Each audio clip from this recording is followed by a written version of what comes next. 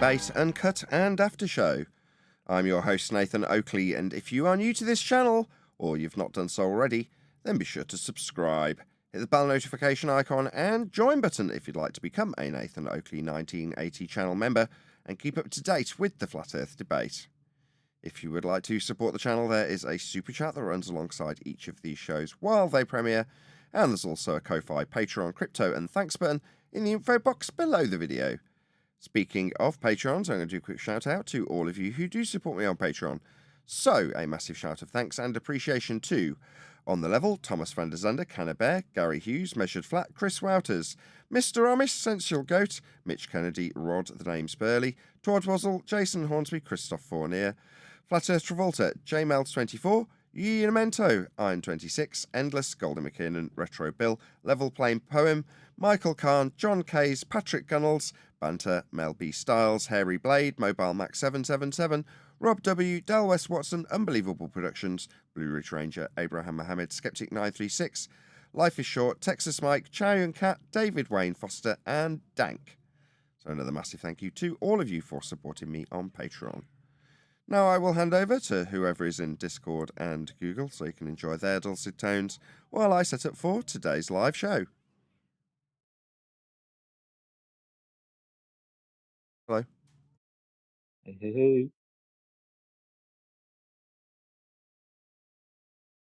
No panel here yet, sorry. I've only just started. All right, no worries. Yeah. Was talking to Wax and then he got a bad connection a little bit, started roboting. Wax, you still there, Wax?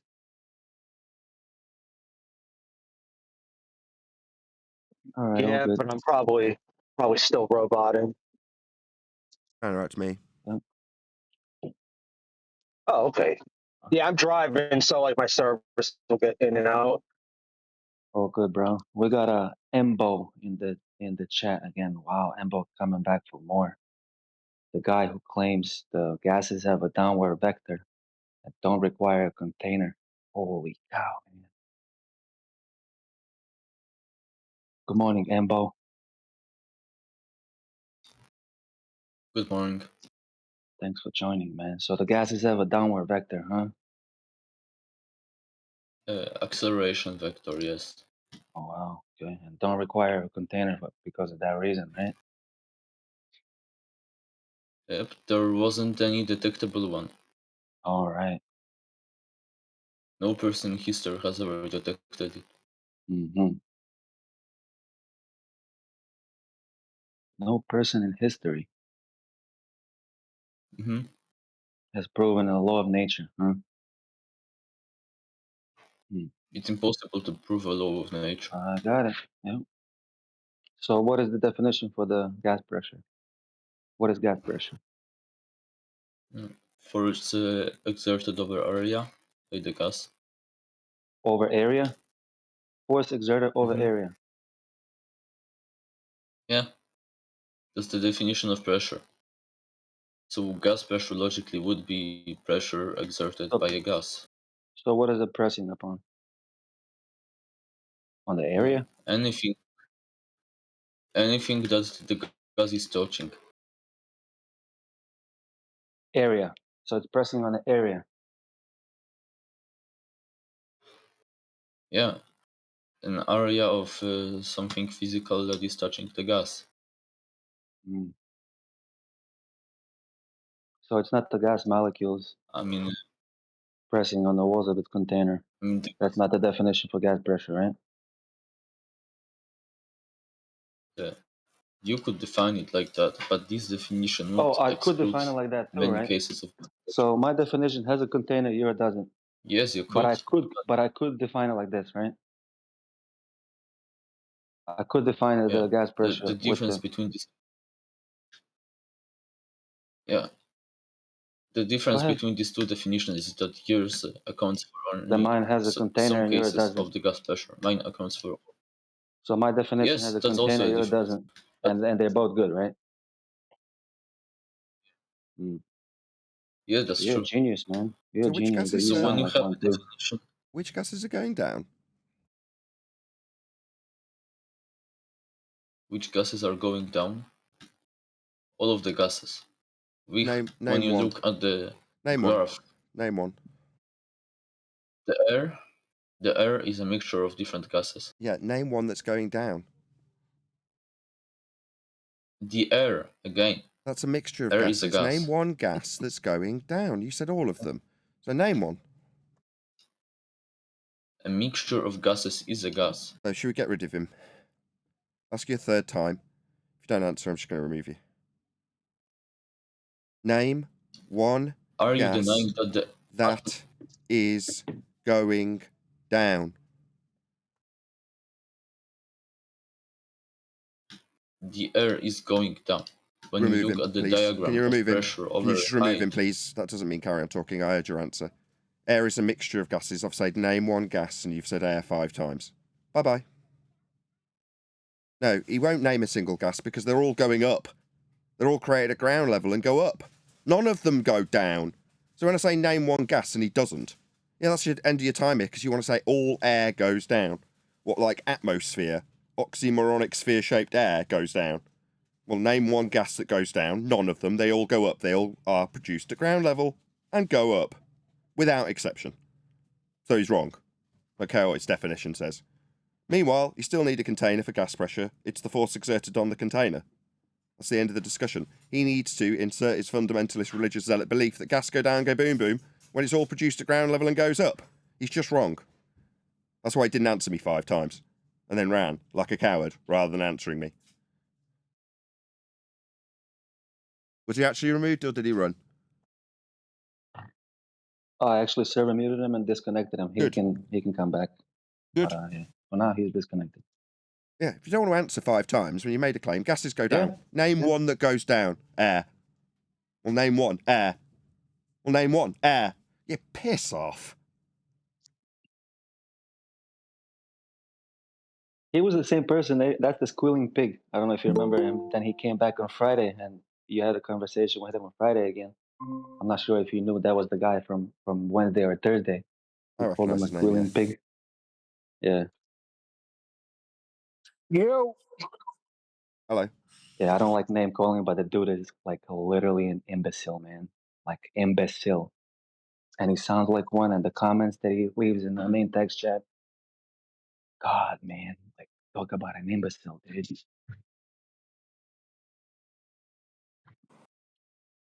Mike, Yeah, we hear you, Neil. Mike is good, Neil.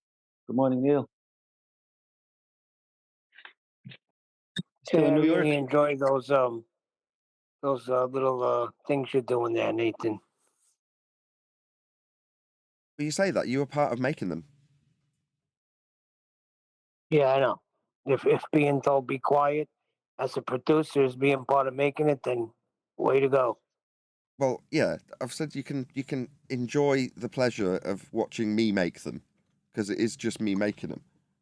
I'm only kidding. But if you want to be But I there, was you hearing, can. see, here's the thing. I was hearing other people say something, so because I was in and out of it. I had it on, but I was working, so I wasn't sure how it was going. But I understood what you Let me meant. explain. Right, there's a very selfish motivation for me inviting others to be there, and it's not so that they can participate. It's so that they can keep me amused in the endless streams of nothing that happens for prolonged periods, so that I can have a little chit chat. But it is literally the case that as soon as someone hears someone in the background when you're having a one-to-one conversation with you, they will cut you off immediately. But you guys don't seem to get that.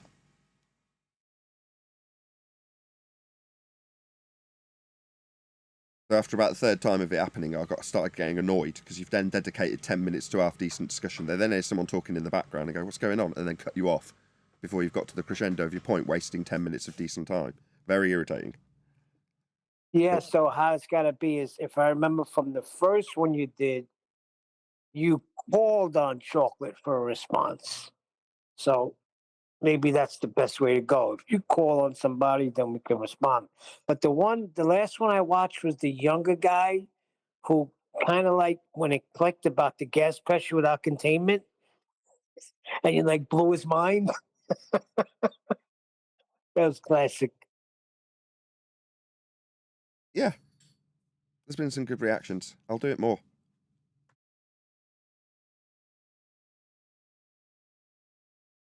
People absolutely love them. the audience has. I've never seen such an overwhelmingly positive response to something ever. And the way you were mocking the two. First of all, I don't know how you don't bite, because that one kid that was pumping the weights was like maybe about 20 pounds soaking wet, and they're talking about how they're going to beat you up. What do you mean? That's all we do on here all day long. How is that any different? No. But when you're seeing it live, like I was watching their reaction, and then watching you mock them, they're dumb. No, but, I'm going to say the same question. How is that any different? Other than, okay, so you've qualified it by saying both myself and them are on camera. Okay, but beyond that, how is it any different, that particular episode that you're talking about, to what we do on a daily basis here? How is it any different? No, it's exactly the same. But seeing it was hysterical. I gotcha. So what you're saying is seeing me, because I hope that, okay, I only just thought about this now you've said it. I hope it comes across that I'm quite stern with them. But people will often, when I'm not on camera, assume I'm losing my temper. It's like, no, I'm getting irritated. Obviously, they're irritating. You know, who wouldn't? But people assume that, oh, he's losing his rag. You're like, well, no. I do actually want to get to the end of my point. I think I left that in the edit. I can't remember if I did or I didn't, but at one Yes, point... you did. You I did did. explain that. Right, I did, because I think the guy was like, you're getting annoyed. And I'm like, well, yeah, I'll give it you. I thought I'll give him credit where it's due. If he's catching from me being on camera that I am getting a little bit irate because I do want to get to the actual answer to the question he's asked, I'll give him it, you know, just to subtly move the point along. Didn't work.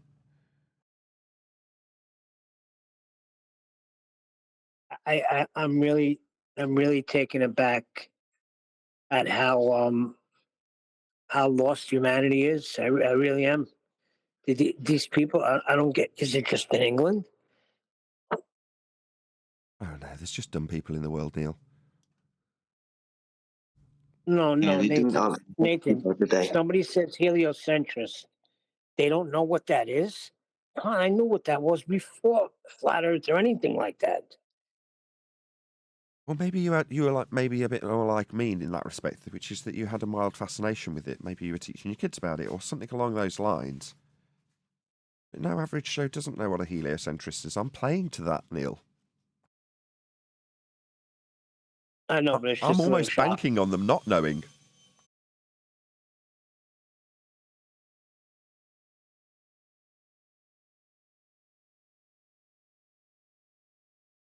There's a couple of people in the comments that are like, you need to keep your language more simplistic so they get it quicker.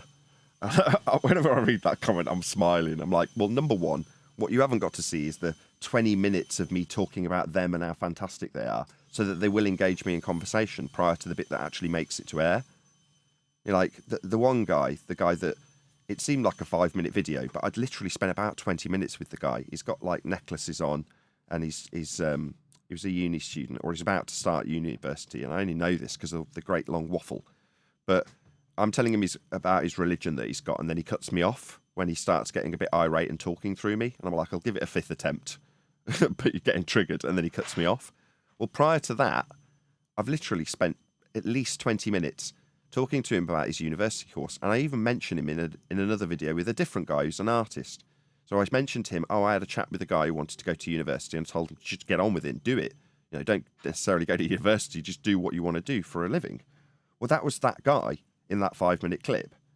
So it's him that I've spent 20 minutes with, talking about him taking out loans, going to university, moving up to Newcastle, how much of a party town it is, and all the things he's enthused about are about the party aspects of this particular town, which, to be fair, is a good town. But nevertheless, I'm saying, well, if you want to be a graphic designer, I'm like, well, why don't you write to every single car manufacturer that there is in this country that might have some space for someone like you, and see what they say? They might point you in the right direction. And he's like, nah, I've already got the loans. I'm like, well, then you'll have to pay back all the loans. He's like, nah, they just come out your salary. I'm like, what salary that you haven't got yet? He's like, but I'll have a qualification. And so the conversation went on, all directed about him, just so I could have 3 minutes to tell him Earth's flat. Now, if in the first 10 seconds of the conversation shifting to what I want to talk about, which is the only reason I'm there, I say, do you know you're on a globe? And he instantly goes, oh, you're a flat earther then. Yeah, then the whole thing's ruined, isn't it? I've got to drag it out to a certain degree. I need him to be guessing what I'm driving at for a little bit of time so that the penny can drop at a later point in the video. So it's gauged on their intellect more than anything else. Will they understand me? Do they speak my language as a first language? Because I've set my, whatever the, not the word for it, filters, that's the word. I've set my filters to be international. Now, bearing in mind I've been travelling around, or have in my past travelled internationally, and know roughly what to expect with people speaking English as a second language. So I can cope with it. But you can probably tell that it's a very different conversation when you're talking to somebody in Thailand versus talking to somebody in Wales. You know what I mean? And same goes with, depending on the person's intelligence level, you've got to quickly get an idea, where do I pitch this? Sometimes you pitch too high, sometimes you pitch too low. In terms of how dumbed down you're trying to get that point to them to catch that moment when they suddenly realise what you're talking about. If they instantly realise what you're talking about, there's a good chance the conversation ends there after you've spent 20 minutes buttering them up, talking about their boring life that you don't want to hear about.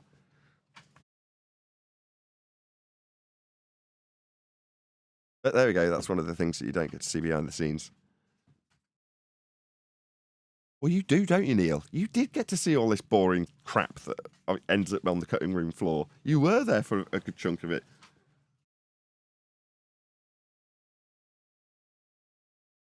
He's gone now. Wonderful.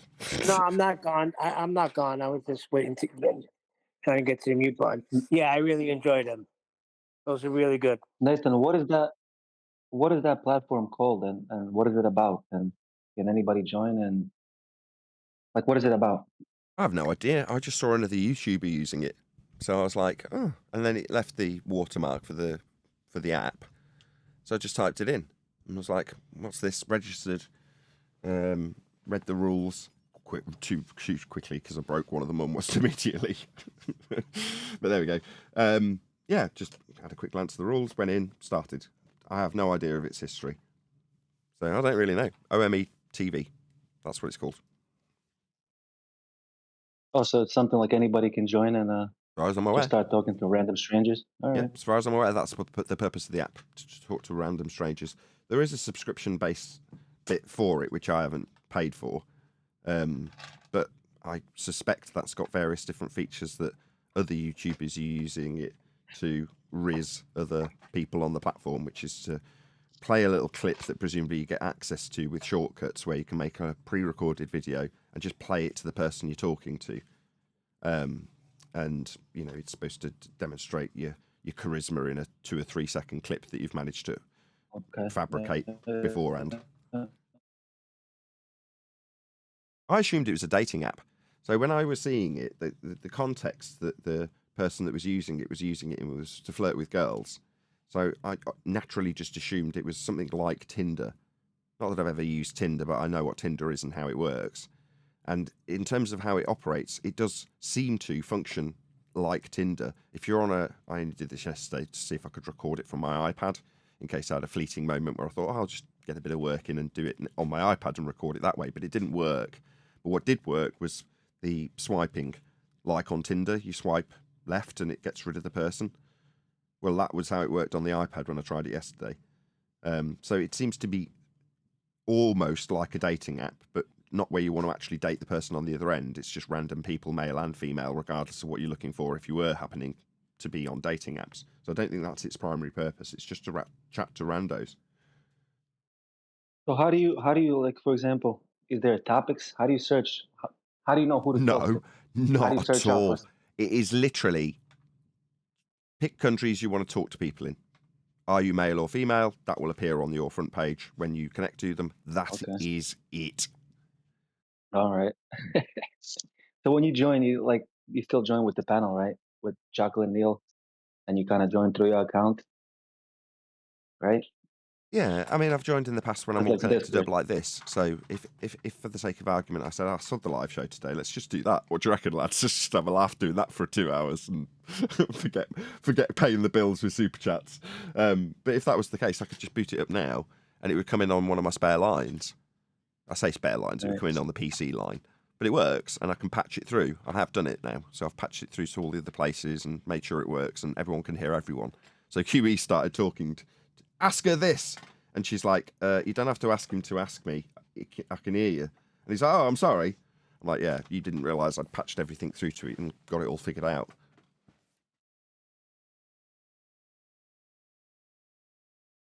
Yeah, so potentially, if you were sat in Discord, I could be doing it, and potentially you could ruin the conversation and interrupt at a point that you feel absolutely compelled to destroy a video I'm producing.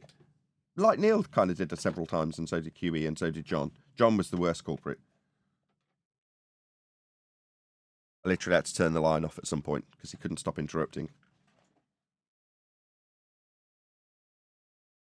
And with bits that were, no offense to John, but he misses the focus that I've got when I'm in there. So he thinks my priority is to get to the point where when they suggest something that is a good lead into telling them it's flat. So for instance, if they say, well, what do you believe?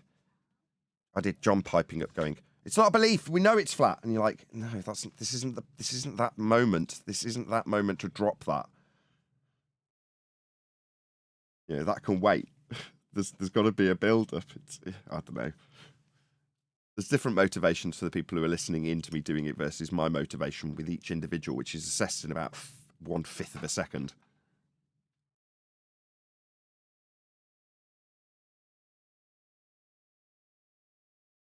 Oh, Nathan, that one beautician girl that signed up, when you told her it measured flat, was that her hanging up immediately? Like she literally just exit the conversation? The beautician? Yeah, that's just Yeah. literally... Well, that's a good example. That's a perfect example. So if I just drop it in, I gauge that perfectly, wouldn't you agree? If I just drop it in as cold and as stark as I can at this moment, casually, it's going to shock her in that moment, and it did, and she hung up. Perfect. Yeah, so she hung up. Okay. Yeah, but to get that moment, the reaction where she literally gasps, covers her mouth with one hand, and moves me on with the other. That's the moment I'm trying to get, isn't it? That's what I'm trying to capture. Yeah. Well, I had to gauge that, Yeah, so that I was dropped it on gold, man. her, didn't I? Just dropped it on her. Oh, you're a beautician. That was I tell epic. people Earth's flat. Bye. You just have to gauge it. I don't know. I'm totally, and I'm not gonna lie, hooked. I'm completely addicted. Right? It's such a laugh doing it. Actually making them is so much fun.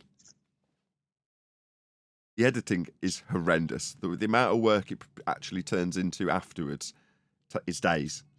Like literally, it turns into days of work after the fact. Oh, so wait, these conversations you have, they're actually a little longer, but then you edit the video? Yeah, Like, yeah, you make it massively. short? Yes. Oh, okay. Yeah, hugely. And all the Nice. dross in between. So, you know, a 4-hour session might turn into 3 or 4 clips. So I've done 3 so far, all of which were 3 or 4 hours. Gotcha. And the end result is about 30 minutes worth of material split up into about 12 or 13 videos, right? So you can imagine how much work that is. Enormous. Yeah. I mean, I love it. I love doing what I do. I love the end result, but it's bloody hard work to get there. But worth it if it actually grows the channel. If the response is why I've carried on doing it, I know I'm going to burn out. It's just inevitable. I'm going to do it and then burn out and get sick. So I've got to temper myself a little bit. But So you're getting a lot more views, right? oh hell yeah! Is that what you said? Yeah, you are not kidding. Nice, dude. Yeah. On YouTube, I've had an extra 25,000 views over the last 5 days. On TikTok, I've had 60,000 views from a channel that's only got 1,000 subscribers. Revenue? Do you get any revenue from TikTok? No, TikTok's not monetized yet. So you need to monetize it. I think you need 100,000 views a month from 10,000 subscribers or something like that. So it's not nowhere near close to being monetized. But my point is that from a channel that I'll put out a video on it might get 300 views. You go, oh, that's all right. It's a 1,000 subscriber channel. That's all right. Mm-hmm. And then it might get 1,000 views. You're like, wow, that's brilliant. And then if it gets 2,000, I'll be sending messages to people on Skype. Look how well this video's done on TikTok. One of them's got 32,000 views. One of those clips. Lots of them have got 6,000 to 8,000 views. I mean, don't get me wrong. There's lots of them that have also got 200 or 300 or 1,000, like they would typically get. But several of them have got multiple thousands of views. And you just like look at it and you go, wow. Well, if it's moving that fast, you'll be making money on TikTok in no time, dude. Maybe. Well, like I say, just Yeah. based on the reaction, you know, there's even people are saying it in the comments, going, "Oh, this could be something that turns you into a much, much bigger YouTuber." Like, Yeah. hopefully, that's the only reason I do any of it. You know, I hope that for every single bit of my work I'm doing at any given time.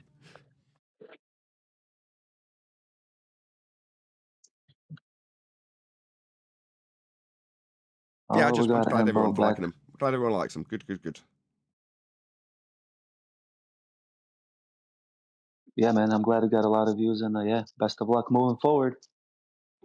I We don't got know. Embo Brian's back. not too happy about it. Ryan's not happy about it. He was not happy about it before I did anything.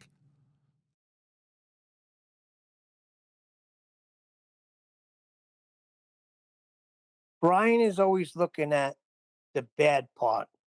Like, what if this happens? You know what I'm trying to say? Yeah, well, like in anything in life, you have to take a few risks occasionally, don't you? But I agree with Refracted. Why the heck did you choose to shave your head at this time? Well, because I was sat in the hairdresser, and about 15 years ago, when I first walked into that hairdresser, the first thing she did was look at me and go, "Why don't you just shave it all off? You've got a good shaped head." And I was like, "No." She went, "Yeah, it would suit you. Just shave it all off." And I went, "No." And then I told her precisely what I wanted her to do. And she has done the same thing for 15 years. And then I went in the other day. I happened to get my haircut on my birthday, so all the family are off. And I'd booked my two daughters in to get their haircut. I go in, my wife's with me. And I looked at her and went, "Can I shave it all off?" And she went, "Yeah, all right."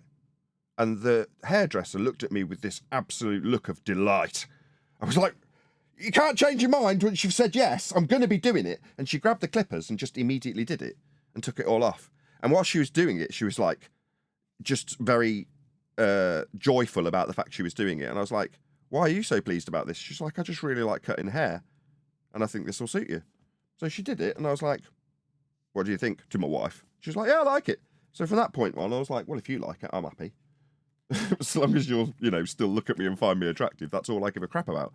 But not having to give two craps about my hair anymore is quite nice. Actually, I've immediately got used to it and gone, "This is actually quite good." I can see why people do it. Take a big razor to your head, and then you don't really think about it much. Every couple of days, you shave it, and that's it. Easy. I can't do that. I look like an alien. Well, she did say, my hairdresser did say that to me. She's like, not everybody suits that particular style of non-haircut, you know, complete removal of it. And I thought, well, in my hair history, I've had really long hair. I've had giant aerial spikes like Hellraiser. I've had all lengths in between. And it's like, I've never actually shaved it all off. So I thought, well, why not?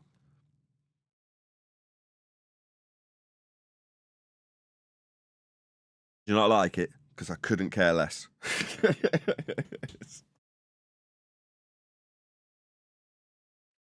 Yeah, one of the mods was commenting over on politics in our mod chat. He says you just need to grow the big bikey beard now. Nah, I'm not going to do that. Because my primary concern, and this is sincere, the only thing I was concerned about was, will my wife like it? So on multiple occasions when I've sat in the hairdresser's chair, I've contemplated, should I just get to shave it all off? But then I thought, what if I go home and my wife's horrified and can't stand the sight of me? Well, that's no good, is it? So the fact that she was just sat there and I could ask her there and then, and she said, yeah, I don't mind. I think you'll still look nice. Was enough for me to go, yeah, let's do it. The hairdresser couldn't quite believe it because she's hinted at it so many times, and every time I've said, no, I want to keep my hair, obviously. But there we go. So it's not that big a deal. Fortunately, I've done popular videos about the same time, just by pure coincidence, and like it should be, no one gives a crap. Or 99.9% of people don't give a crap. Why would you? Like, in my mid-40s, so what? Who cares what I do with my hair? It's like I said to that Sikh guy, because Sikhs don't cut their hair, right? Part of their religion. But he does, and so do many of my Sikh friends. They all cut their hair. Their only concern being that they'll be mistaken for a Muslim because they look similar in their skin tone. But other than that, you know, a lot of them just for ease of not having a boiling hot head will cut their hair. So I said to that guy, I was like, "Oh, you've cut your hair, no turban." And he's like, "Yeah, it's a little bit naughty, isn't it?" I'm like, "No, cut your hair if you want to cut your hair. Who cares? Literally nobody cares."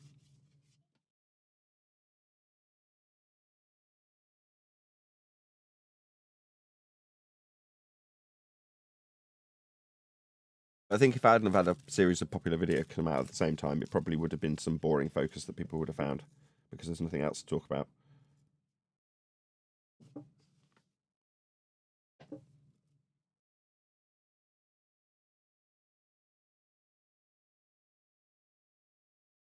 One of my favourite comments so far, amongst the quite literally hundreds of comments that have come in off the back of those videos, was somebody pointing out that the guy lifting weights and the guy with the beard were less informed about heliocentrism than the drunk blonde girl.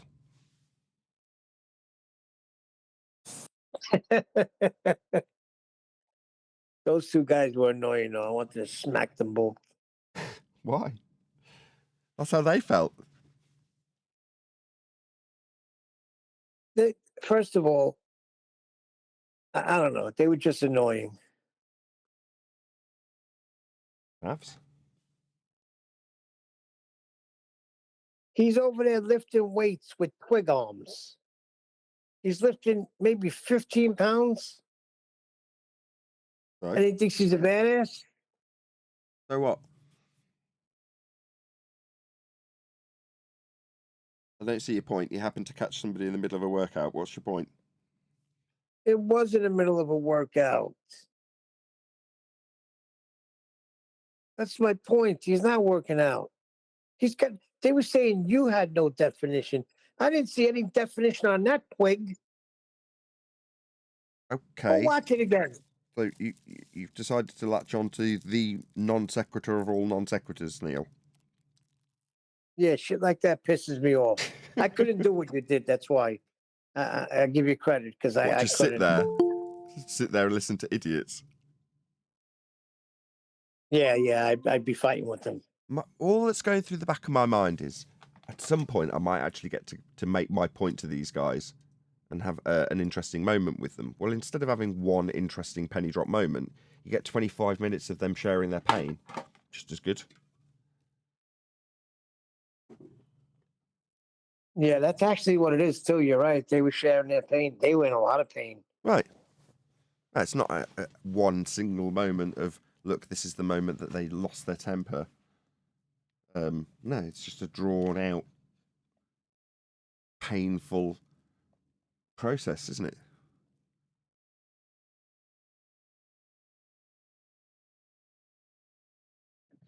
You even got them chanting as well. That was brilliant. Yeah. Earth ate flat. Yeah.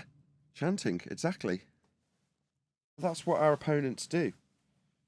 Don't get me wrong, I'm sure that people on our opponent's side will watch that video and cheer as they chant. Because in their mind, they're doing a good job.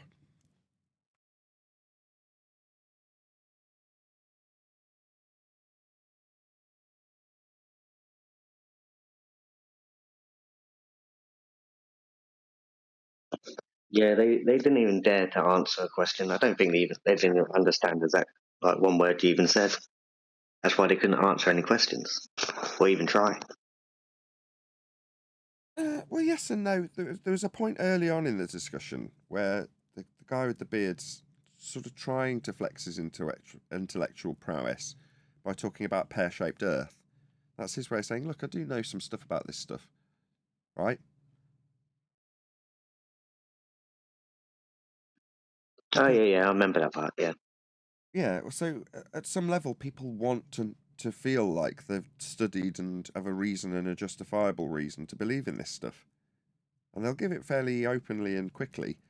And, you know, that little fleeting moment of honesty for me was enough to say, okay, well, you know, you're attached enough for this to drag this out, regardless of how well or badly it goes for either of us. Yeah, that's fair enough. That Hamza guy was cool as well. Hamza. That was a good comment. Yeah.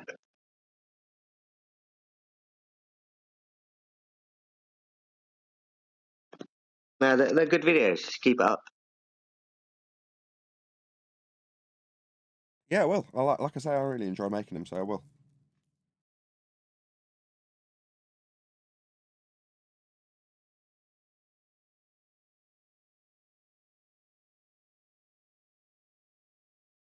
Anything happen over the weekend, Righteous?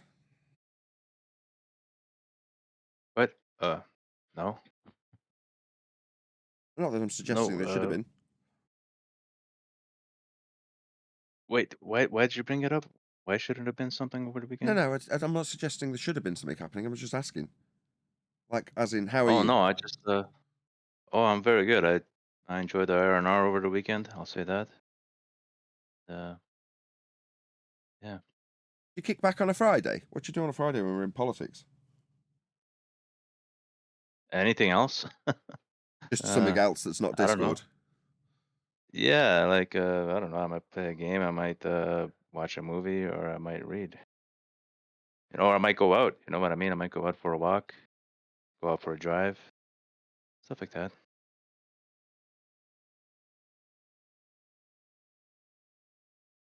Yeah, Is that tried the to answer you play. were looking for? Tried to play. Yeah, sort of. It just reminds me of how irritated I was this weekend. So I like playing Fortnite, and they periodically will update the game, and suddenly you go into it, and they've robbed you of all your gold. You've suddenly got some crappy rank of 0 or 1, and everything in the game, all the weapons have changed, and all the mechanics have changed. And you're like, oh, I've now got to learn all of these new weapons.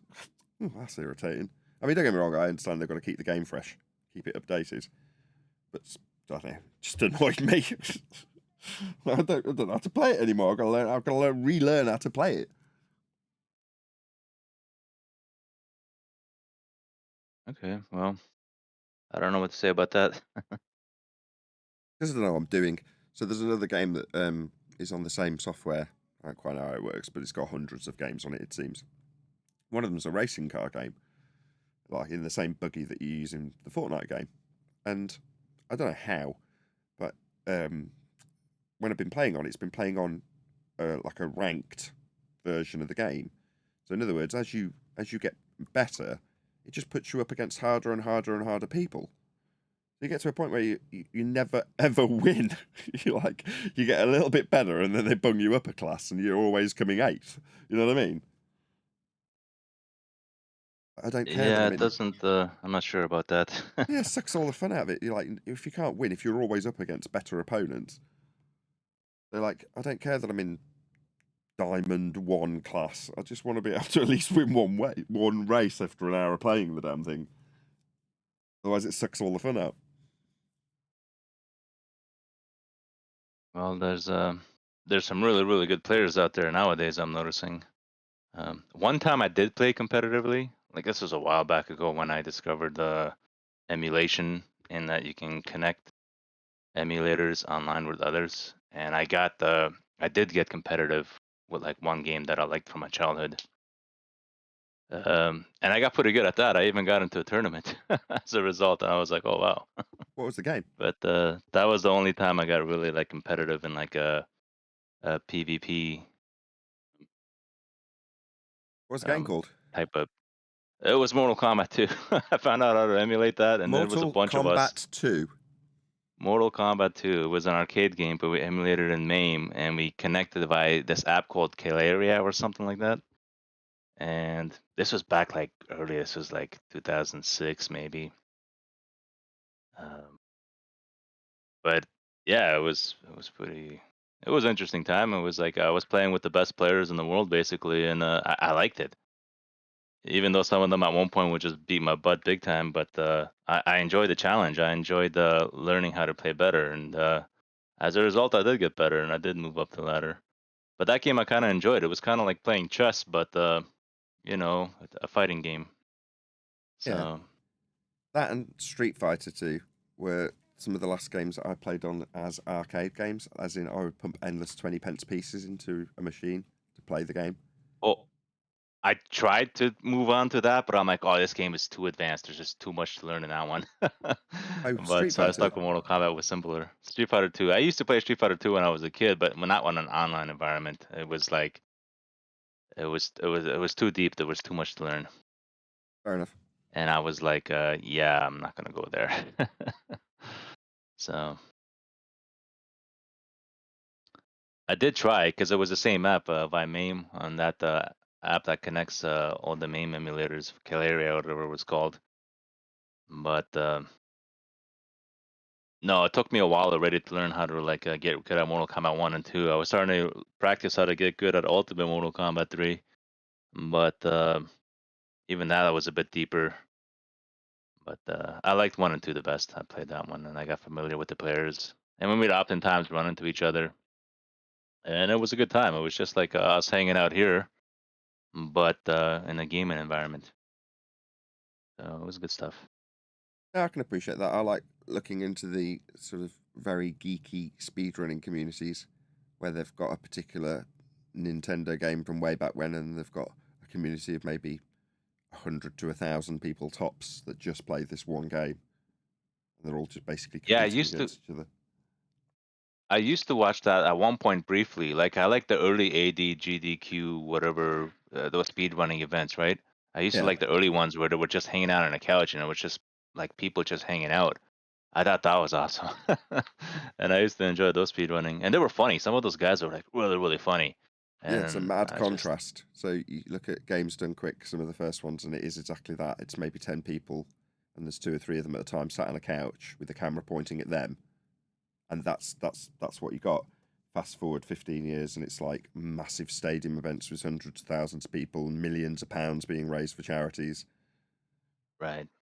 It's not the same vibe anymore. It's not doesn't have that same vibe. Yeah, it's different. But But there we yeah, go. I used to enjoy watching speedrunning. It was interesting, like because I like games, so I like people playing interesting games that I liked, right? So I like the community. The yeah, people in it just are nice people, generally speaking. Obviously, there's going to be bad eggs in any community. But as an example, there's a Mario speedrunner called Cosmic, active speedrunner, holds world records, and he does his Mario speedruns and will occasionally stream them live. And he'll glance across at the chat while he's doing it. And from the chat, I told him about, this is several years ago, about Eleanor being a massive fan of Mario and her cheering him on, which she was. And I told him that from the chat, and he shouted her out. Like, Eleanor got a shout out from a proper Mario speedrunner, and I kid you not, it meant so much to her in that moment. She couldn't quite believe it was happening, and just little things like that. And you're like, this is a guy who's got hundreds of people watching his live stream. To give my little kid a shout out, it meant a lot to me as well. I won't lie. I got goosebumps when he did it. I won't lie. That's just sweet, isn't it? It's just nice that people in the community. Well, that's one example, Cosmic, but I'm sure there's plenty of others. They're just nice people that just play. They just like playing video games and being good at it. It's like that's pretty humble as an endeavor, wouldn't you agree? I thought it was a pretty simple hobby. It kept me out of trouble as a kid, so Yeah. I enjoyed it. But getting really good at it and just showing it to other people, you're like, how it couldn't be more harmless. Well, all right. Well, it's 9 o'clock, Nathan. I guess that's it. I am gonna have a busy day today. I don't know if you started already. You probably did. Mighty, you there? Good morning, folks. Good morning. Good morning. It's good to be here. Good to have you all. Should we do a bit of housekeeping? Anybody up for that? Or should we just chit chat about the new endeavor I've done with Omi videos? Which would you prefer? A little bit of housekeeping, I guess, right? Sure. Any evidence of the distance to the sun?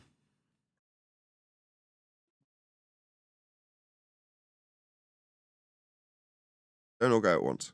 Any evidence of the distance to the sun? No, not yet. Okay. Like, for whatever reason, the final experiment has gained a certain degree of traction. And as that is the case with people endeavouring to call others shills based on their conclusions, there's no need. Let's just break down what actually is going on with the final experiment. The whole point of the final experiment is to mask an antipodal assumption. What does that mean? It means that for them to suggest that they're proving a ball, they must first assume they're on a ball. That's why they're going down to Antarctica, so that they can assume they're on the bottom of a ball already. So before they do anything for this endeavour, their side of this argument must assume they're already on a ball when they get there. That's called begging the question. So how do you hide this very obvious fallacy of assuming the very thing you're trying to prove? Well, you mask it in a layer of other fallacies. First being an affirming the consequent fallacy. So you mask it by not letting people realise that the thing you're trying to prove isn't the thing you're actually observing. You make it seem like something else that you're observing, not whether or not Earth's a sphere, but whether or not there's a 24-hour sun. Well, that's affirming the consequent fallacy as follows. If P, I assume my outcome of an antipodal positioning system globe Earth, then Q, I'll see a 24-hour sun. Q, I'll see a 24-hour sun. Therefore, my antipodal assumption begging the question fallacy of a globe Earth I haven't proven, I've just assumed. So if P, then Q, Q, therefore P, affirming the consequent. That's the fallacy. What happens if the general populace spots that fallacy? Well, what do you do next? You mask that fallacy in another fallacy called a false dichotomy fallacy, so that you don't notice that you're affirming the consequent and not actually observing whether or not Earth's spherical. You're observing the sun, and you're observing the sun so you can assume the Earth is spherical by begging the question. You suggest that you put a flat Earthers model up against the globe model, so nobody notices that you've got a globe model already then. So when you make your argument for the globe model, it's already in place with you on the bottom of it when you start looking at the sun. So to recap, to beg the question that you are antipodal on a sphere, you will infer that an observation of the sun will prove you're begging the question fallacy of the sphere you've assumed, and so that you don't notice that an observation of the sun, not the Earth, the assumption of the Earth being spherical, you mask it by stacking up in false dichotomy a globe Earth antipodal assumption with a flat Earth model to make it all seem fair. No, false dichotomy, affirming the consequent fallacy, begging the question fallacy. And to top it all, the begging the question of sphericity requires flat Earth measurements of the stars to create the ball to beg the question of. This whole farce starts with the systems that create these maps and models, which are flat Earth elevation angles of the stars. Well, Any I found it questions? interesting that your buddy interviewed him yesterday. Who's my buddy? Who's he? Shout out to Jardo, says Kojak. Wasn't Kojak black? No, Kojak was like Greek. Telly Greek. Savalas. Oh, okay. Arwen interviewed him, and I don't know why he didn't say those things. I didn't listen to it. I heard he interviewed him. I don't know if it's true. I haven't checked. Who knows? Who cares? All that happens whenever I see any interviews with Will Duffy is he skirts the antipodal assumption in favour of highlighting the actual observation that may or may not have a phenomena to observe. And only that. What, so long as you don't state, if Earth's a sphere, we'll see 24 hours of sun in Antarctica. No, because then I'll be there all over it like flies on the proverbial, saying, if Earth's a sphere is a begging the question fallacy. That's the thing you're trying to prove. Don't start by assuming the very thing you're trying to prove. Oh, well, I'm not. I'm going down to assume the thing I prove and then look and see if there's a 24-hour sun on the thing I've assumed I'm not actually proving, I'm just assuming. Well, that seems like a antipodal assumption dressed up in an affirming the consequent. What if I stack up a false dichotomy of your model versus ours? Then no one will notice. Yeah, we have. But everyone's focused on whether or not Jaren's a shill, like it bleeding matters. Point out the fallacy, understand the flaw in the logic, and move on with your life. Who cares if other people are too stupid to recognise the fallacy, Jaren included? Now, Jaren has had the fallacy pointed out to him. By me, he's acknowledged it. So therefore, feel free to call him a shill, but it's inconsequential. Address the argument. The argument is an assumption of a globe Earth in the first instance, stacked up in a false dichotomy against a flat Earth, also a globe projection. They want the azimuthal equidistant globe projection for some reason. Who cares? It's masking the if P then QQ therefore P, affirming the consequent. If Earth's a sphere by assumption, I'll see a 24-hour sun. 24-hour sun, therefore my globe assumption. That is it. Any further questions? Would you consider it a social experiment to see, which flat earthers are gullible enough to believe that looking up at the sun is going to prove anything beneath your feet? I mean, you could do. Yeah, I wasn't expecting that, Matthias. Yes, that is you threw an experiment in there to get me stuttering, didn't you, bastard? Yeah. Very well done. That's why I said social experiment instead of science experiment. Oh, I didn't hear that bit. If I didn't hear social experiment. Yeah, it is a good word then. Yeah, perfectly appropriate too. Yes, it's in that regard. I hate the word, but yes, a social experiment, if you want to call it that, to see who's dumb enough to buy this affirming the consequent fallacy and not recognise that. What are you going to go and look at in Antarctica? The sun? Right. Hello? Is that going to prove what's on the ground? No. Now, we can measure the ground with respect to positioning of those items above the ground and verify whether or not they're above the ground at those times. That's useful. We've developed maps so we can navigate with those flat earth angles with respect to the ground and the angles we measure off the ground. But as for I'm going to observe the sun and therefore I'm going to make an assumption that the ground I'm standing on is antipodal from where I began this journey, definitely not. How dumb people are is how quickly they recognise that antipodal assumption that's needed for this quasi-experiment.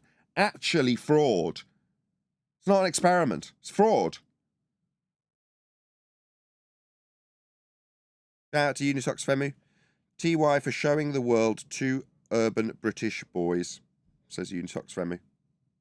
Thank you for the super chat. Talking about Omi TV. We'll get to that shortly. I actually appreciate what you're doing on OMI TV, Nathan. It seems like to me, from my past 10 years' experience on these FE platforms, that the Globers are just in the FE group to troll and mock and harass and, argue from invincible ignorance fallacies and denial. And it seems like if you go to non-FE platforms, you're able to have a real discussion with someone that just isn't there to troll. I mean, it varies. I mean, it's not all positive, but yeah, I know what you're saying. Your general reaction isn't of complete disdain, where the person who opposes you wants your kids off you, wants you to drink bleach. That is what we face. We face people who despise us on this platform. And because they can't get the upper hand, they want to bitch and moan about how unfair it is that we're not meeting them on their territory where they can take control of their mute buttons, etc., etc. It's like, well, we've done this long enough. On a Friday, I opened up the platform to a neutral server that we do not run, that I have absolutely no control over, the mute buttons in the server. So it's like people who want to bleat and moan about, oh, it's not fair, Nathan won't come to me under my terms and conditions when I don't even know him.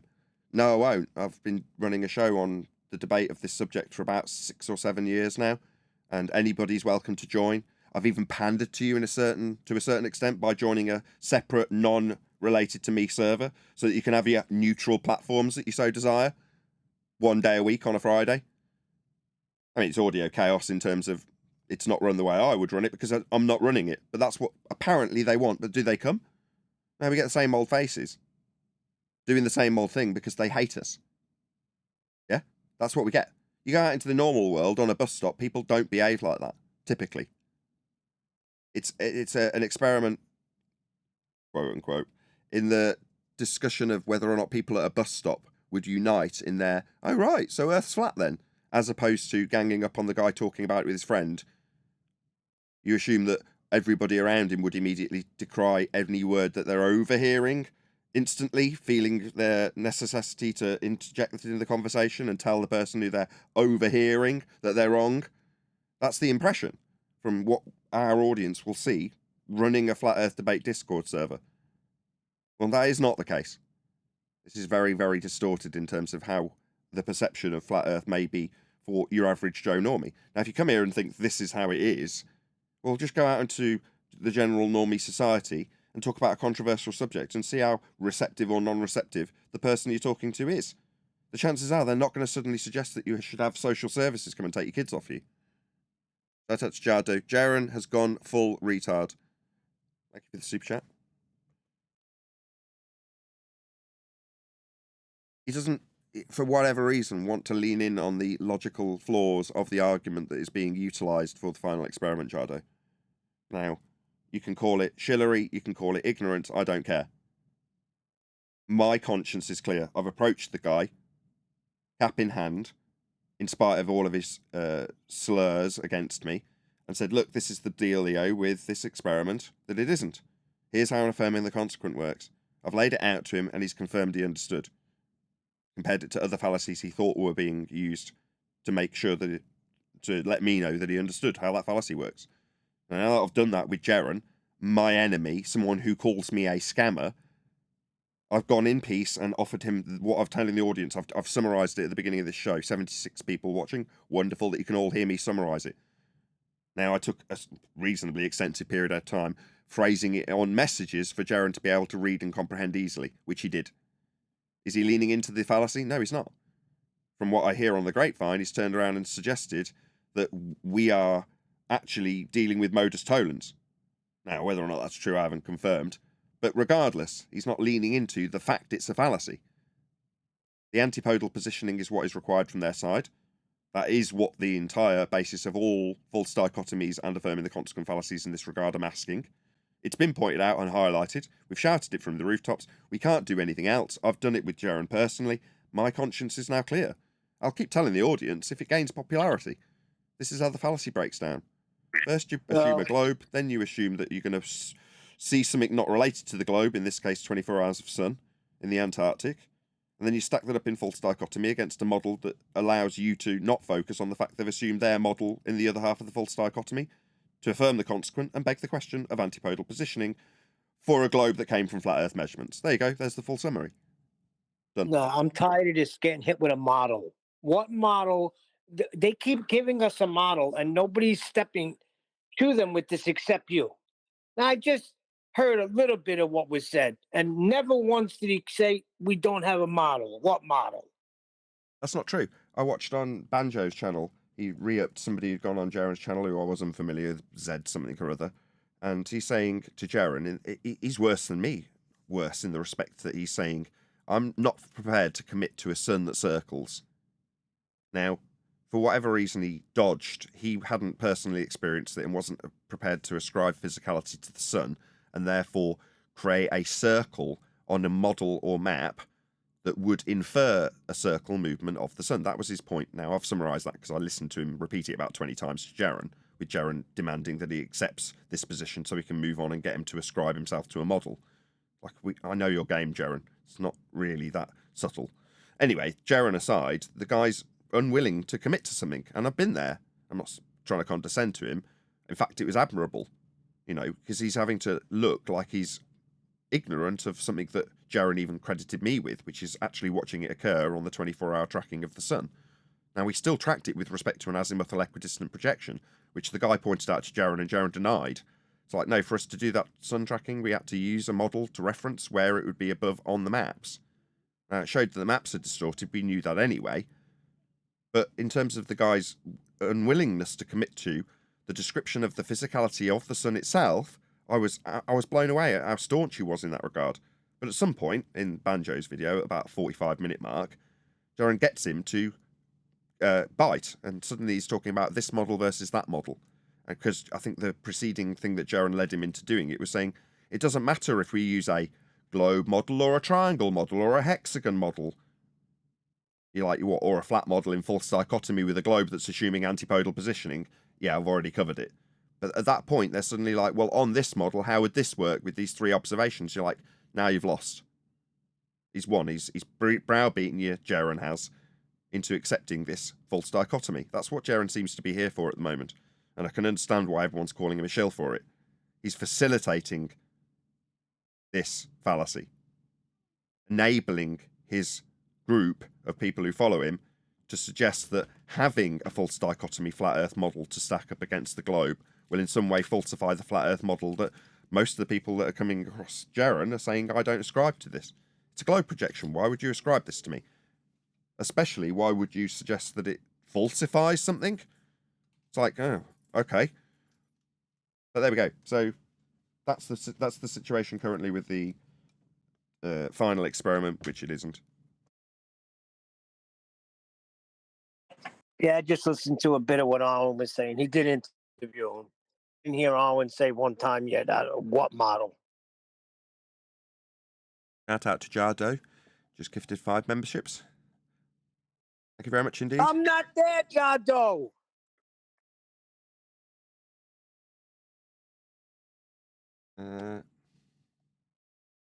Where's it gone? There we go.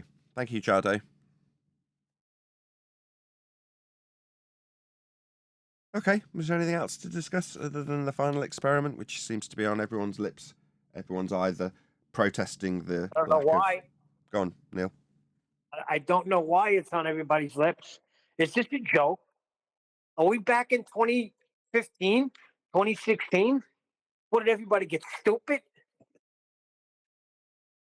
Maybe. To be fair, it's going to help Earthers out. It's going to help us determine, who is actually is all about the truth and who isn't. No, if you fall victim to this fallacy, really. That doesn't mean you're not chasing truth. That just means you've fallen victim to a fallacy, which could be the case for Jaren.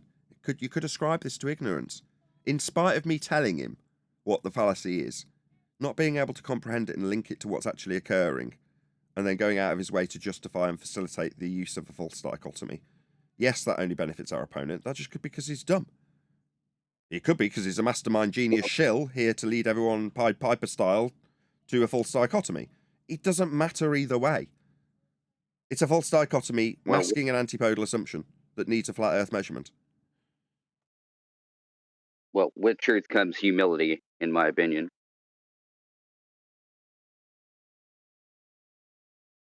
Yeah, I just see lots of people attacking the man. It's like, make up your own personal opinion about an individual if you're interacting with them. In the case of this guy that was on Banjo's channel, mirror of a discussion like I'd had with Jaren several times. I've had 2 of the similar discussions, one about science, one about the globe Earth requirement for flat Earth elevation angles. Jaren's never been particularly receptive. I don't want to necessarily ascribe the reason why, because it's pointless. It's just a highlight where somebody, in that instance, Jaren, doesn't comprehend something because they've reiterated or doubled down on a point that's incorrect after having the correct point or rebuttal put to them. You can only point that out in isolation and then move on and address your own audience with the correct information and hope that your information will win through overall with time. There's going to be a certain amount of Jaren fanboys out there that are potentially unaware of the fallacy use, while Jaren promotes the idea of this false dichotomy, masking and affirming the consequent, masking and begging the question of a globe in the first instance by antipodal positioning that has come from flat Earth elevation angles to the stars. Now, if you're unaware of those complex fallacies that are being employed, then you're unaware and you might fall victim to them, including Jaren. Yeah, random hero in the chat says Jaren is ace. See, so he's got his fans.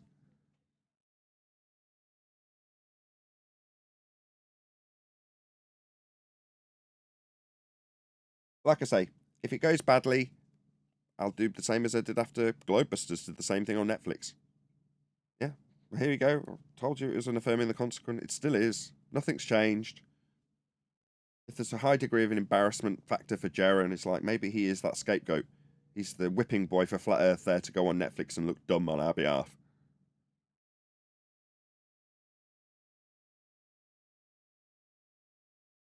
Almost 100 people watching. Woohoo! Please share the show if you've not done so already.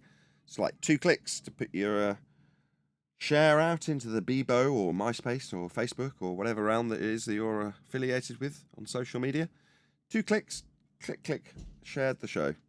Please do so if you've not done so already. There's a good chance you're only here because someone else on the show watching has shared it. So thank you if you've shared the show. Please share it if you haven't done so already.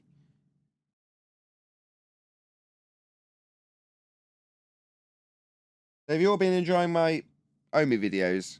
Hope I'm saying it correctly.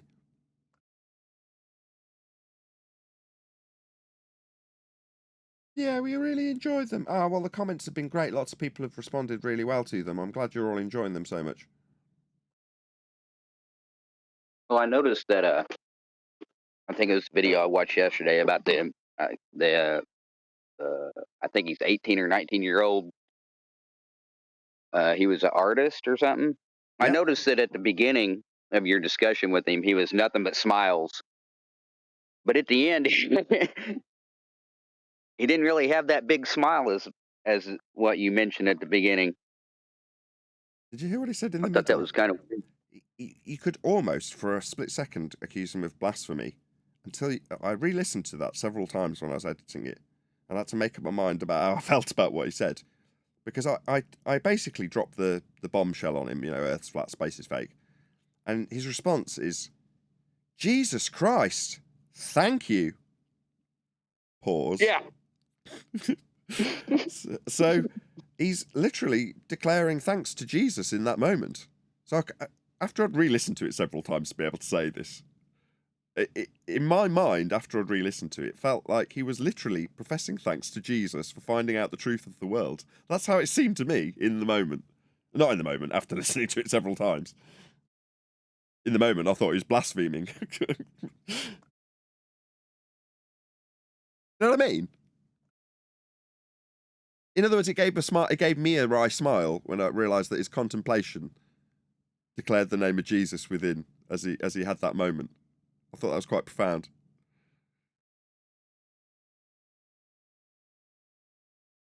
Hey Nathan. Yeah, Hey, one day.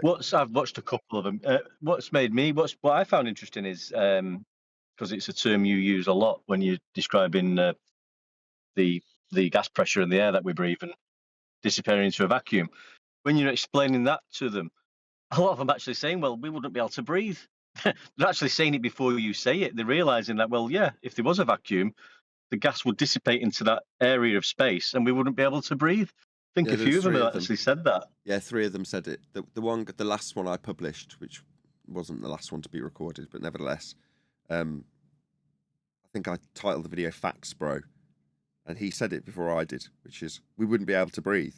Same with the Indian and white girl in the car that were uni students. So I drop it on what would happen if the sky really was a vacuum, and the guy has that moment but doesn't say it, and then waits for her. Very, very gentlemanly. Homosexual guy as well. He was a real gentleman. He waits for her, for the penny to drop. She says it, and then he says, "We'd be dead." As they contemplated it, and no interjection was required. I just had to ask the question, and they're both gasping.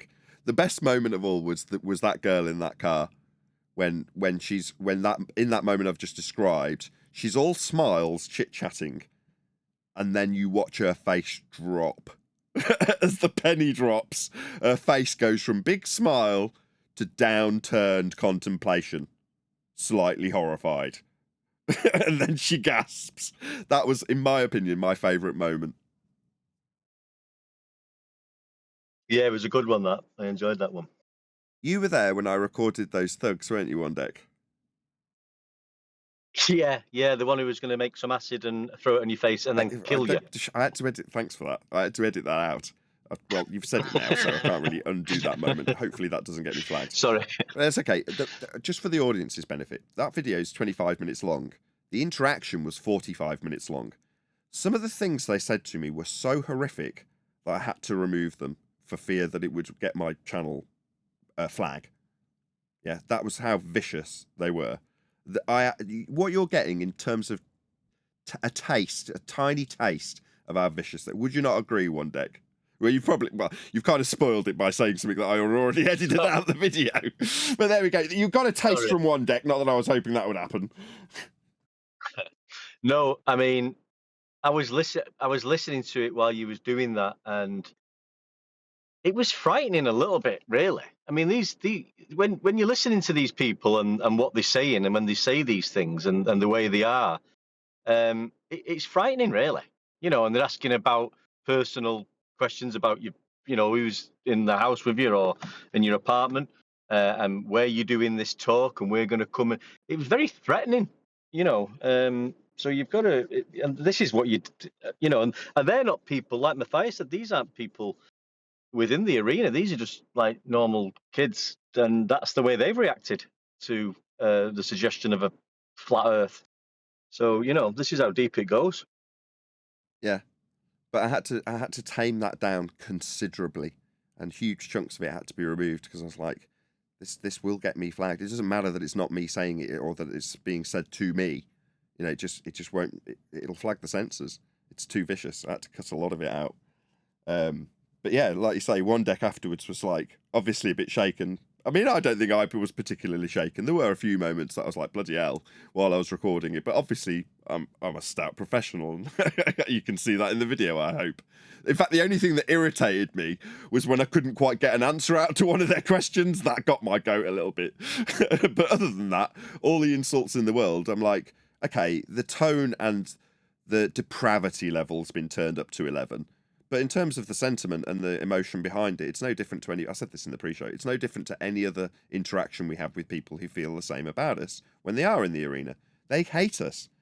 You know, they would rather see us die than have our message reach another person. That's how they feel about us.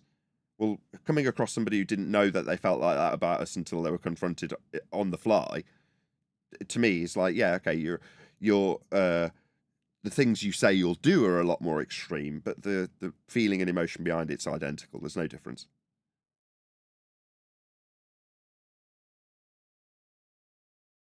Matthias, so it is, you know, I'm enjoying them, especially when you're getting a good conversation with the people and you're getting the points across and they're realizing themselves, well, yeah, we have got a vacuum, and where would that pressure go if there was a vacuum? It would just dissipate into there, and it's like you know, it's like they're realizing something they've never thought about. This really, they just, you know, led to believe what they've been told.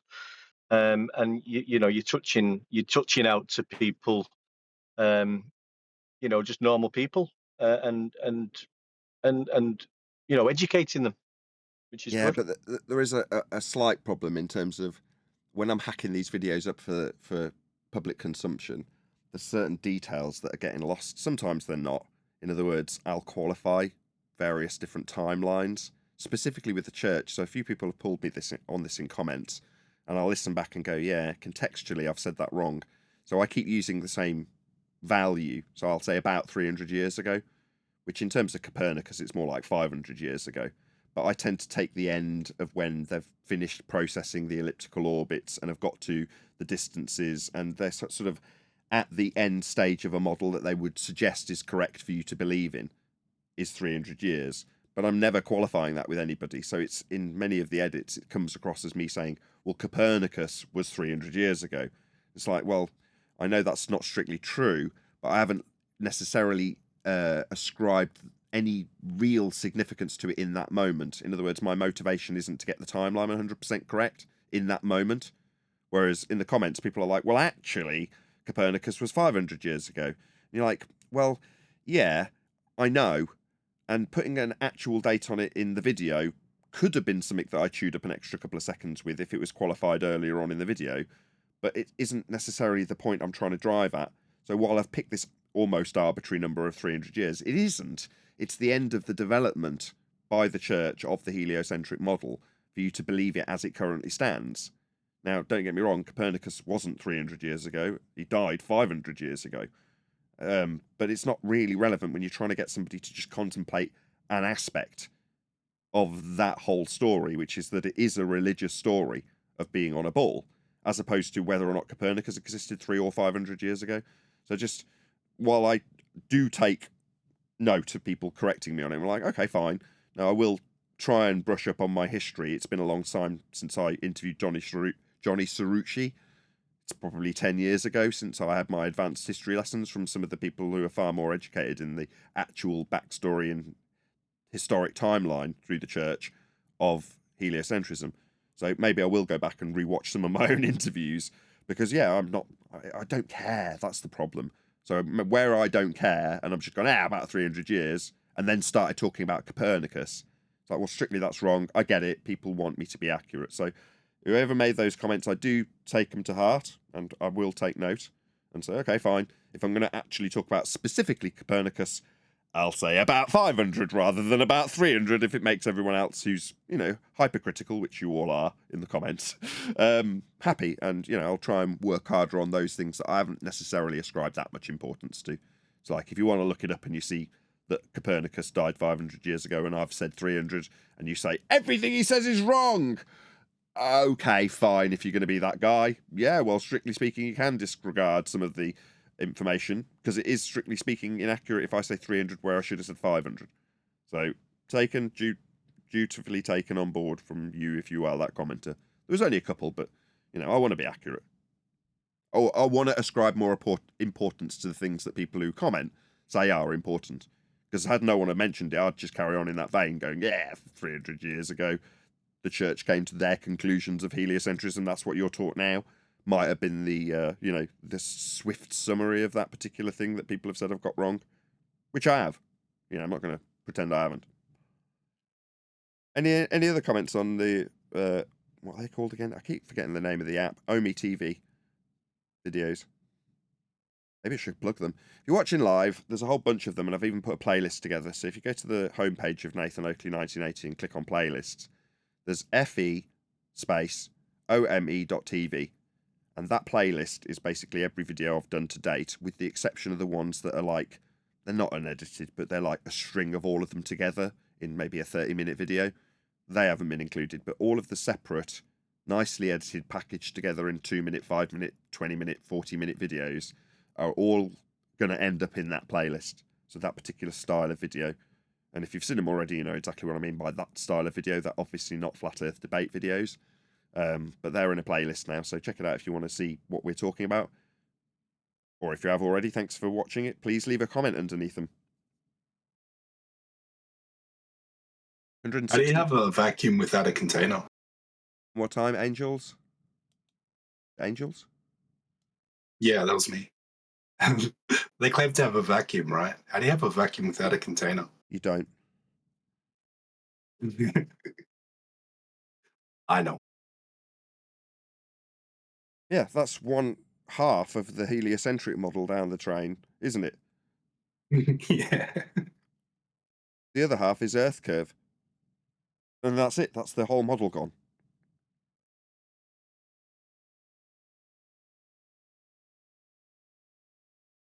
Yeah, but not only that, they claim to have gas pressure next to a vacuum, both needing containment, but they're coexisting without because gravity.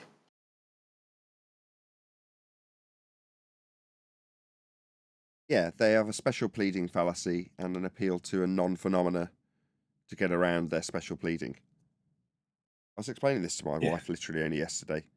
The whole bullshit story through Newton, then on to Einstein, to have bent space-time reified into the Copernican world so that we can have essentially a moving of the scale from 0 to 1. So that when you're sat on your ass on your chair, you're at 1g rather than at 0. And when you're falling through the sky, hurtling towards the ground, that's 0g. And that's basically it. They've just moved the scale so that doing nothing is actually a force of 1. You know what's funny? Their model claims acceleration and deceleration. I was just debating a physics degree guy before. And I go, but your model claims acceleration and deceleration. Why don't we feel that? Well, why can't we measure it? Yeah. Yeah. There's no phenomena to observe. This is the problem, isn't it, for them? If they're going to claim they've got some scientific validity, all they've done is move to scale. Oh, also, right, I'm like, the Earth has Coriolis, right? And he's like, yes. I'm like, but you just said the atmosphere is coupled to the Earth. So the second you claim the atmosphere is coupled to the Earth perfectly with the rotation, there's no Coriolis. Like, you gotta have both. Yeah, they need to have their cake and eat it in that scenario. Well, yes, the Earth and atmosphere are attached, until we look at gyroscopes deviating at 15 degrees an hour, or footballs going through goalposts because Earth turns underneath them. Then they're detached and separate, as they'd need to be to claim that you've got two separate reference frames that moves the stars because Earth's turning underneath them, as per Coriolis deflection. That I'll deny when the effect isn't observed. Yeah, because Neil deGrasse Tyson said so. But he's a pretty good magician. He can work within the realm of there being two reference frames without explicitly stating it. It's one of my favourite Tyson magic tricks, actually. He's so clever with his words. Yeah, I think he's actually a flat earther. Isn't he a 33rd degree? I've heard he's actually a 33rd degree Freemason, so he knows. Maybe. Why would it matter? No, it's just funny because he's got to talk about the globe model, right? And he's got to be accurate with it. But then when he says stuff that they don't like you can't see the curvature from higher than 120,000 feet, Globers will be like, oh, no, well, you can. He's not right there. And, the field goal with Coriolis, oh, no, that's not true either. But your model claims it. Yeah, he's playing to certain aspects of anti-flat earthism in the rhetoric of that stuff is flat. It does actually sway away from the official globe rhetoric. It's interesting when he does things like that. Yeah, that's what I'm saying. It's like he's, interesting. I mean, he's justifying it by scale and saying you wouldn't see curve of the Earth if you're an ant 2 millimeters above the speech ball, slap, slap, slap, that stuff is flat. Well, that stuff being flat because you need to justify how we measure Earth flat, observe Earth flat, navigate Earth flat, map Earth flat. All these things are done and dealt with as a flat plane. So in some ways, the rhetoric must contain some justification for that. But it is anti-flat Earthism. The way the Can I ask globe... you a question? Go on. You know how, I'm pretty sure Neil deGrasse Ted said you have to be on the moon to see the curvature. I don't know if you know that, but even on a globe, now I've got this question. Even on a globe, if you, let's say you were at 120,000 feet where Felix Wright was, on a globe model, would you actually see left to right curvature all around you, or would it, due to perspective, would it just be flat as well? You know what I mean? Yes, you would. So I've seen it modelled by, forgotten the guy's name, South African guy. I don't remember the guy, Rory Cooper was his name, I just can't remember. My Perspective modelled it 10 years ago. As soon as you raise in altitude, you're getting further and further away from the curving edge, and therefore the curvature would increase immediately. Their qualification for it is Earth curve mathematics. Now we know that mathematics doesn't include perspective, and when they use the magic trick of suggesting that we shouldn't see Earth curve at altitude, they're suggesting it based on perspective and your physical view of reality. But their assertion that we do have Earth curve starts at 0. Earth curve starts immediately. It's falling away from your feet in their claim at 8 inches per mile squared, regardless of what Tyson says, to mitigate for not having any. Yeah, 1 foot observer height means the horizon's at 1.2 miles. So the second you lift up and go up, that horizon line is now dipping down at an angle away from you. But they'll claim I debated someone that said at 120,000 feet on the globe, the horizon would be 1 degree down. Ruhif said that to me. Yeah, but that would be correct. So the horizon is the representation of where the sky meets the ground. But that's formed with the surface, isn't it? Yeah. Well, you're above the surface. But it's an optical location. But you're above the surface if you raise an altitude. Therefore, that surface level, that optical dissolution point, will be below your eye level. Yeah, 100%. But on a globe, it should be way further down, right? You should look way further down angled, right? Yeah, you should be lifting with respect to a hill and seeing further and further and further and further over that hill. It used to be called by Anthony Riley or Sleeping Warrior the double dip. The fact that the perspective representation of what we see with our eyeballs, when coupled with the curvature effects of a ball we're not standing on, would be profound and obvious. Immediately, as soon as you raise an altitude. Yeah. Yeah. The Earth is too big to see the curve. Boats go over the curve. Here's the measurements in Earth curve maths when we exclude perspective and call it Earth curve. Makes me laugh now when they're all saying they've got locally flat patches of ground underneath them. I mean, if you stood everybody up over the plane of the Earth, then over the globe, then everybody would have a flat piece of the ground underneath them. Therefore, the Earth would be flat. Yeah, therefore the Earth would be flat. Well, their Yeah. tacit acceptance, as we're seeing, is a direct result of us. I'm going to take full credit. We have made that happen. The more we talk about how Earth is measured flat, the more they feel the need to justify why they would be able and capable of measuring a flat Earth. To derive their sphere. They just fail to appreciate, and we'll be pointing it out till the day we all die, that you're first measuring Earth flat and then calculating your sphericity belief off the back of those measurements. So you know when they take angles to stars or luminaries in the sky, aren't they depicting themselves from the center of the Earth? Not yet, no. They're measuring. It depends how they tell their story. So there's a justification that they can move the angles they measure off a dingleberry Earth tangent plane that doesn't meet GP positions, but they would suggest that when taking an angle from a flat plane that is tangent to a globe that's redundant or surplus to requirements, they can move the angles from the tangent plane to hell. Because it's just so almost parallel that basically means it's moving to the center where it will only function. So no, they're not measuring from hell. They're measuring on the surface. They're just not measuring from the globe surface. And the surface they are measuring on won't work with triangles that meet GPs on the ground. But the dingleberry will then be justified by moving those parallel light rays into hell. To answer your question concisely as I can.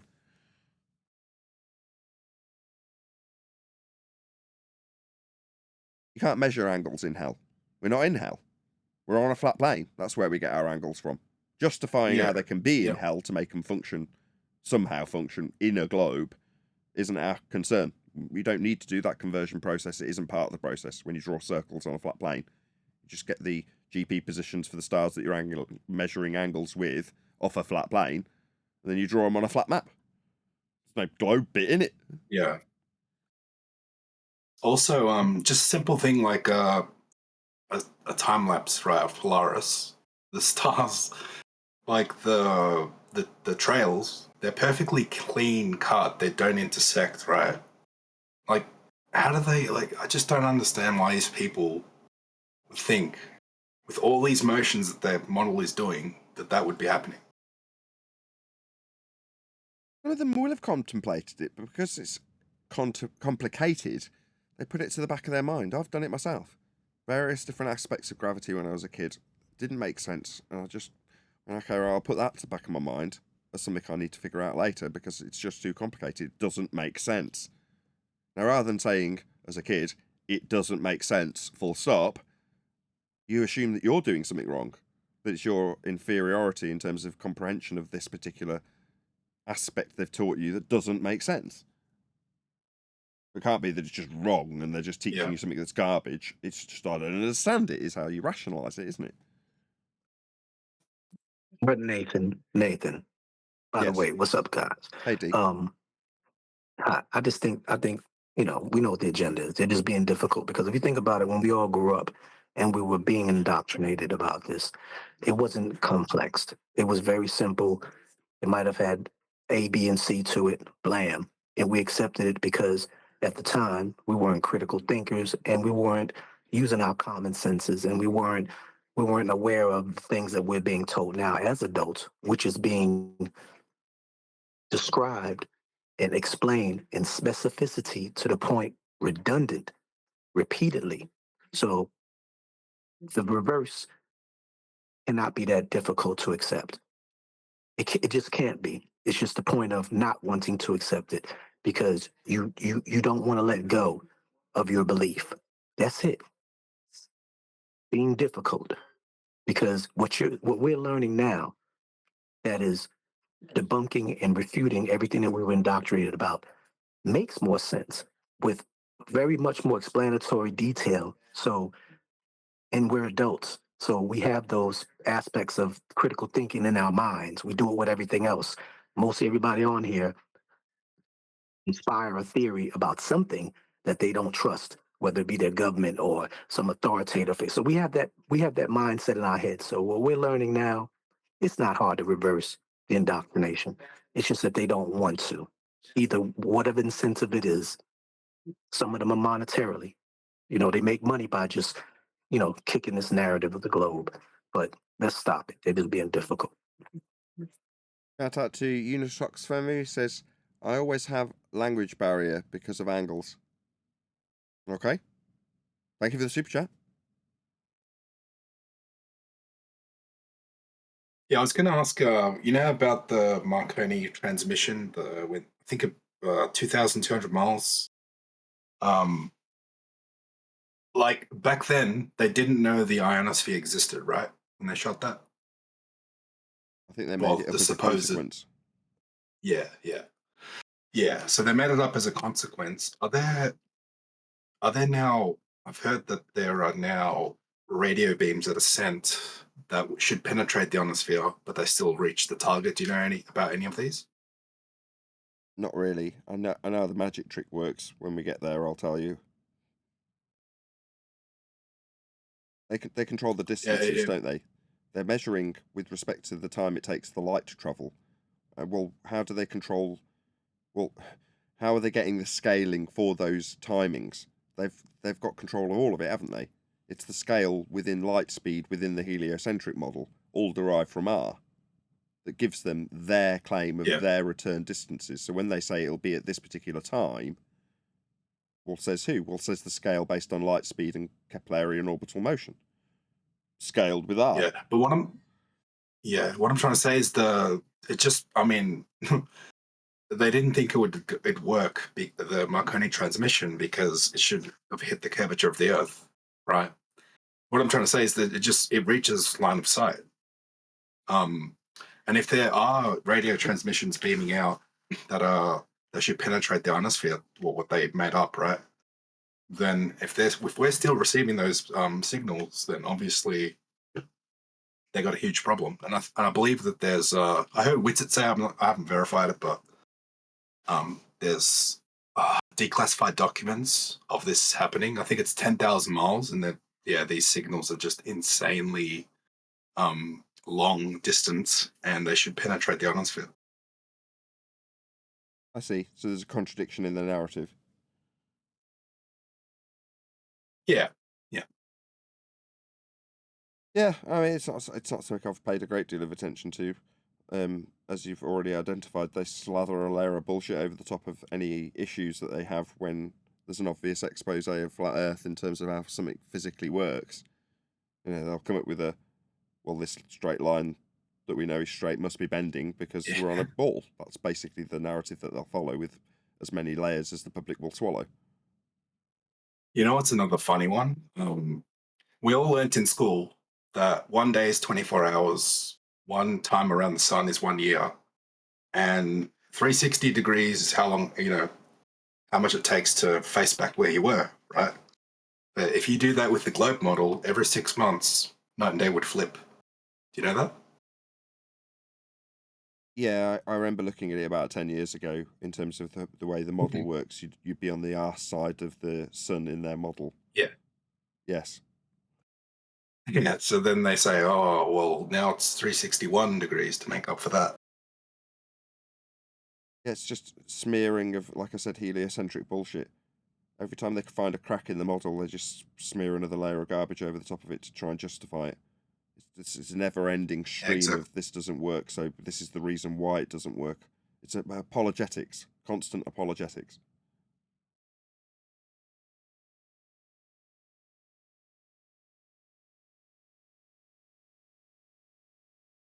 Yeah, good stuff.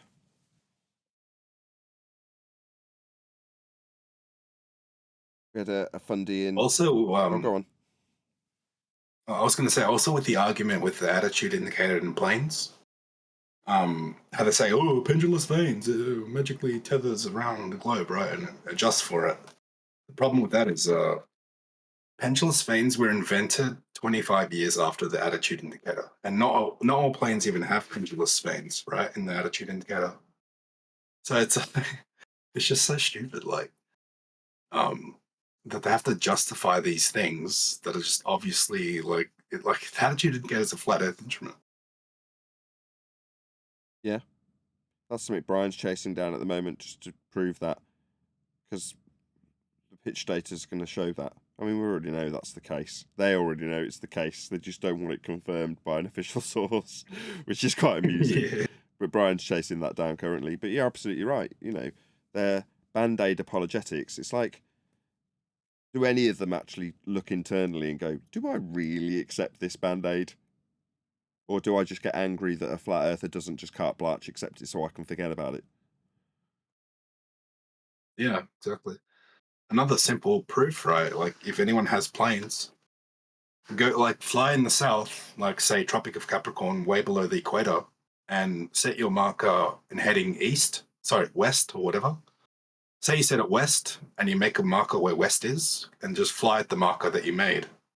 Let the compass deviate, and if you have to turn right and keep turning right to follow west, then welcome to flat Earth, right? Because on a globe you'd have to turn left. Yeah. Same with the pitch. You'd have to nose down. You've got to go around the curve if you've got one. None of this is happening. It's just... You have no idea how many pilots I've debated, right? It's insane, man. Like, but the thing is, it's like, how, like, I explained to them, how do you go around a globe without nosing down? And they're like, oh, you just follow the what it's called, the pressure altitude. I'm like, well, the pressure gradient wraps around the globe, right? They're like, yeah. Well, you'd have to adjust for it then. Like, they just think you follow a constant height above the ground and it's sorted. But no, you'd have to adjust for the Earth curving away and, down and away from you as you're flying. You'd have to nose down. Right. Hey, Duncan. Hello, Nathan. How's it going? Very well, thank you. Hope you had a nice birthday. I did. It was very nice. Awesome. And I liked your Lex Luthor haircut too. Yeah, that was done on my birthday. As a prank or what? Cheeky sod. Now, I've already told this story in the pre-show, but yeah, my wife happened to be with me in the hairdressers. I asked if it was okay. She agreed. So there we go. It's not a very exciting story. Awesome. Well, good for you, sir. Right, has there been any other news? We've talked about Will Duffy. We've talked about what we just talked about a second Nathan, ago. there's a... Go on. Sorry for interrupting. There's a Glow Believer in a voice chat, and I believe you never spoken with him before. His name is Dude.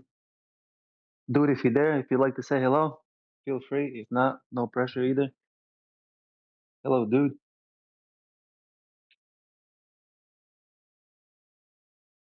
I guess not. I spoke with him shortly, asked him what does he have any glow proofs, and he says you just got to read a lot of books. I asked him which books are those. Can you point me to any? He said no, you just got to read a lot of books.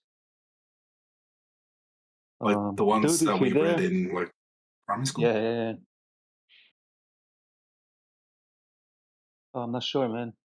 Dude, if you're there, do you know which books we're supposed to read to know what you know? Or what evidence are in that Doesn't books feel that like prove a talking, I globe? guess. Was that Dude? Yeah, I don't know, man. Can you hear us, Dude? Yeah, you're in a voice chat, right? Is it the guy with the hat? Yep. He's in the voice chat. Yep. He's an older gentleman. But yeah, he just believes in gravity and globe and all that. And I asked him for evidence of any of that stuff, and the only thing he could tell me, I just got to read a lot of books. I want to read a know, lot of like, books. I want to know, like, with gravity, like, explain to me how a helium balloon floats using the current model of gravity.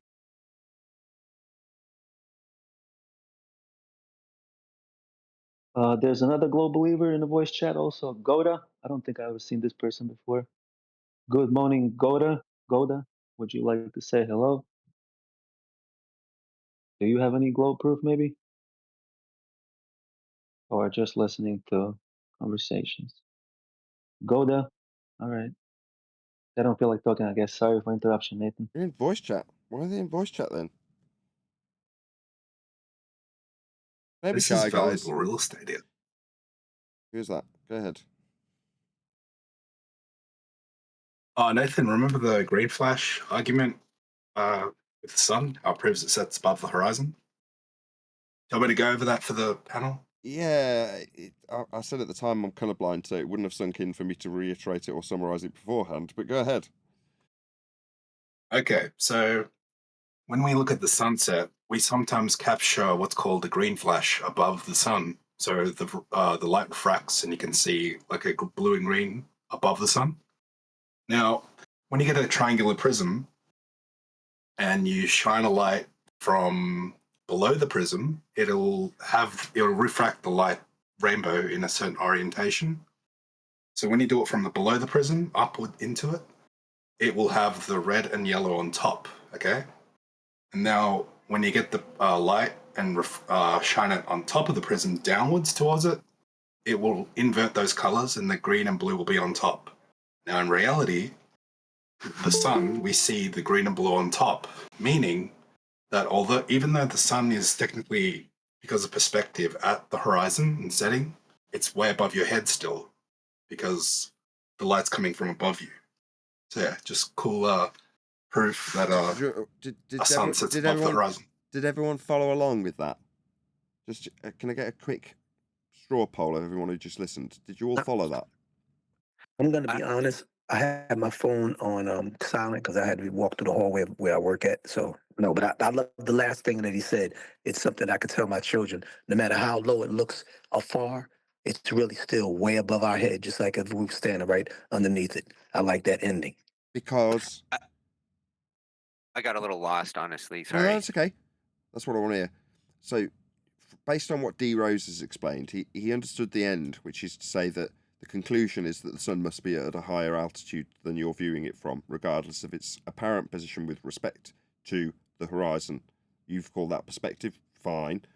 But you're saying it's in terms of its position to create that green flash, the way the light must be coming towards your eye is from above. Do you want to just go through it again so that it's crystal clear for the audience? Okay, yep. So yeah, again, like the atmosphere acts as a prism and refracts light. Okay, so just to get that clear. So all we're doing with this triangular prism that you can buy, you get a light, you shine it through the prism, but you have the light above the prism, down towards the prism, and it will make the colors of the rainbow in a certain orientation. Though when you shine it from above the prism, the green and blue will be on top. Now you do it from the opposite way around. So you do the light coming up towards the prism, so from down below it, and the red and yellow will be on top. Now in reality, when you watch a sunset, we see the blue and green on top of the sun refracting last, which means even though it's at eye level setting because of perspective, the sun is technically still way above your head and the light's coming from above. And that proves it. On a globe, if it's setting below the horizon, the colors should be inverted. It should have the red and yellow refracting last, but it's not like that. Okay, I'm going to ask again. Did you follow along that time? Indeed, because I work in Yes. optics, and yes, we work with prisms when it comes to making people that have lazy eyes, and that is exactly right with the prisms. Yeah, I thought it Wow, would only take a couple of round robin because he's explained it to me. Thanks, by the way. He explained it to me once before and it didn't fully sink in, but when he reiterated it just now on the live stream for me a second time, it did sink in. But I thought, well, it didn't sink in the first time, that's for damn sure. So maybe you could repeat it. And I've heard a few people say, yes, they understood it now. What about Discord? Did everyone follow along? I'm kind of slow. I didn't quite. What's turning green during a sunset? Okay, perfect question. Go ahead. So, yeah, so the sun's light is white and it's refracting light through the atmosphere to our eyes, right? And when you look at a sunset, you actually see the colors of the rainbow on the sun, right? Just like when we get those triangular prisms that I'm talking about, you shine a light through it. I wish I could put it up on screen. It'd be so much easier to see, but it orientates these rainbow colors in a certain way. Just 1 second, Duncan. Yeah. So Is my turn? Yes, you carry on. You're the one making this point. Oh. Yeah, so basically all I'm trying to say is because the sun is setting above our heads, even though it looks like it's on the horizon because of perspective, the way the colors are refracting with the green and blue flash on top of the sun means that it's setting way above your head and the light is coming towards your eyes above the horizon, even though it looks to be setting below the horizon due to perspective. Basically, it just proves that, oh, well, if it was a globe, let's just say it was a globe, the colors would be inverted because technically it is below you. Right? It's going below the horizon, going below the curve. But because we see the green flash in a certain orientation with it above the sun, proves that it's actually way above our heads and just setting due to perspective. And we know that in practical application in terms of where it would be orientated from ground positions. You can suggest that, let's say that the sun, just for easy numbers, will set 1,000 miles away from your location. In other words, it'll meet and greet the horizon from your point of view when it's 1,000 miles away. Well, you can, again, in this simplified example, suggest that that particular location is where someone is standing. What you see 1,000 miles away as the horizon in this example is actually somebody's actual standing point where they are, with the sun directly above their head, again in a very oversimplified description. So for them, it's the middle of the day with the sun directly over their head. For you, the sun is meeting and greeting the horizon. Now, obviously, it's above them. It's not crashing into them at the horizon as it appears to do from your perspective. Ergo, we know that it has a GP position 1,000 miles away from you, even though you can see it meeting the horizon. Now, yes, very oversimplified, dumbed down numbers, but we know that it's above another position above the land at a given time when it's setting for someone else. That is to say, we know damn well it's above the land still. It never hits the horizon. It never goes, quote, below the horizon for its practical use. Now, the fact that that is literally what it would be doing if you're describing a globe Earth turning with respect to a sun in a solar system, a model derived from flat Earth measurements in the first instance, I might add, then it would necessarily be going below your position relative to you turning away from its position. Therefore, the light and how it would behave would be very different to how it actually behaves, given that it's functionally above us. And we know it is. It's like, Morning, it's guys. funny when they start, hey mate, when they start suggesting that you could get the height of a star or sun through triangulation, and then, so if they're saying you can do that, then obviously depending on the angle of the sun, it would be at different heights. Yeah, shout out to Brian, who was the first to highlight that fact. I'm going to suggest you can acquire actual elevation information for any of the luminaries, then you are inferring that when they reach zero, they're crashing into the horizon. For them to have some physical representation when you take those angle measurements and reify them for celestial objects only into physical locations, you can't do that. You don't know what they are, you don't know where they are. We've got a vague idea about where they're moving above because of all the distorted maps that we can utilise. They do function. We can find our way around with maps. But they are distorted because of the globe projection process that is used in between our useful, what we get as consumers at the end of that process, and the in-between projection stage that includes a globe that makes the whole thing distorted. So, yeah. Nathan, could I share my screen? Is that possible? Probably to not. show what I'm talking about, the green flash? Is it a video or a picture? All right. Is it a video or a picture? It's just a picture, it's just an image. Stick it in the chat, and someone will stick it in Discord so I can get it to the audience. Okay. 1 second. Can one of the mods pop it in Master B for me? And as far as the colors go, we know that's true because the rainbow always goes in the same color order, right? Does that make sense? Sorry, which chat do I go to? It doesn't have a color order. This idea that so the rainbow doesn't always show up in the same order of colors. Yeah, it's on a spectrum, but there's no distinction in a rainbow. It's a constant fading. You know when you see like a color swatch on a computer? Yes, exactly. Yes. There's no, you can't go, well, there's red. Like, well, red might be 1 pixel in that little mess of colors, but it's a constant graduation through the color spectrum. Now, for me, that's 2 colors. You know, I don't see much of rainbows.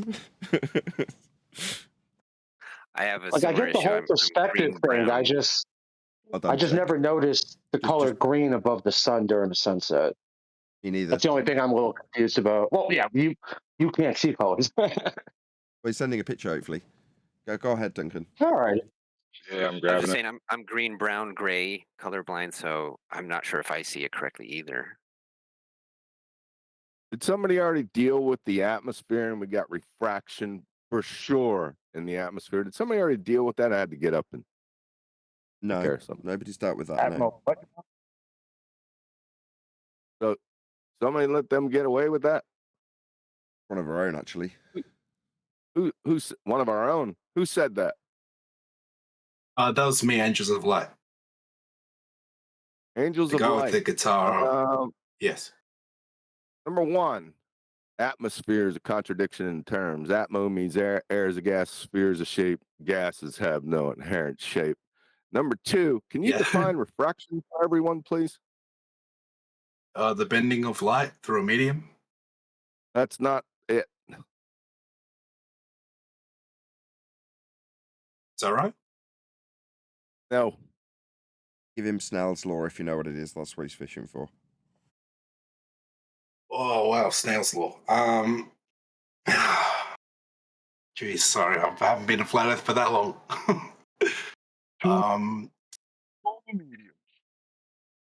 What would you ask? Someone's got to say definition it. of I've got to do it. refraction? I'm really sorry. I've just got to do it. We don't train to Yeah, time go ahead. here. We train to standards. Well, ipso facto. Ipso facto. Well, QE, I can only tell you in an ophthalmological aspect. Oh, don't but bloody that start would- with your long words. That would, huh? Don't start. Wait, was I talking to QE? Yeah, you were. Oh, that's Sorry, we've QE. all Oh, just the piled in for legend. no reason. I'm really sorry. Yeah, he's asked you to define what refraction is. Yeah, okay, so I thought it was the bending of light through a medium fraction. Yeah, that's what I thought it was.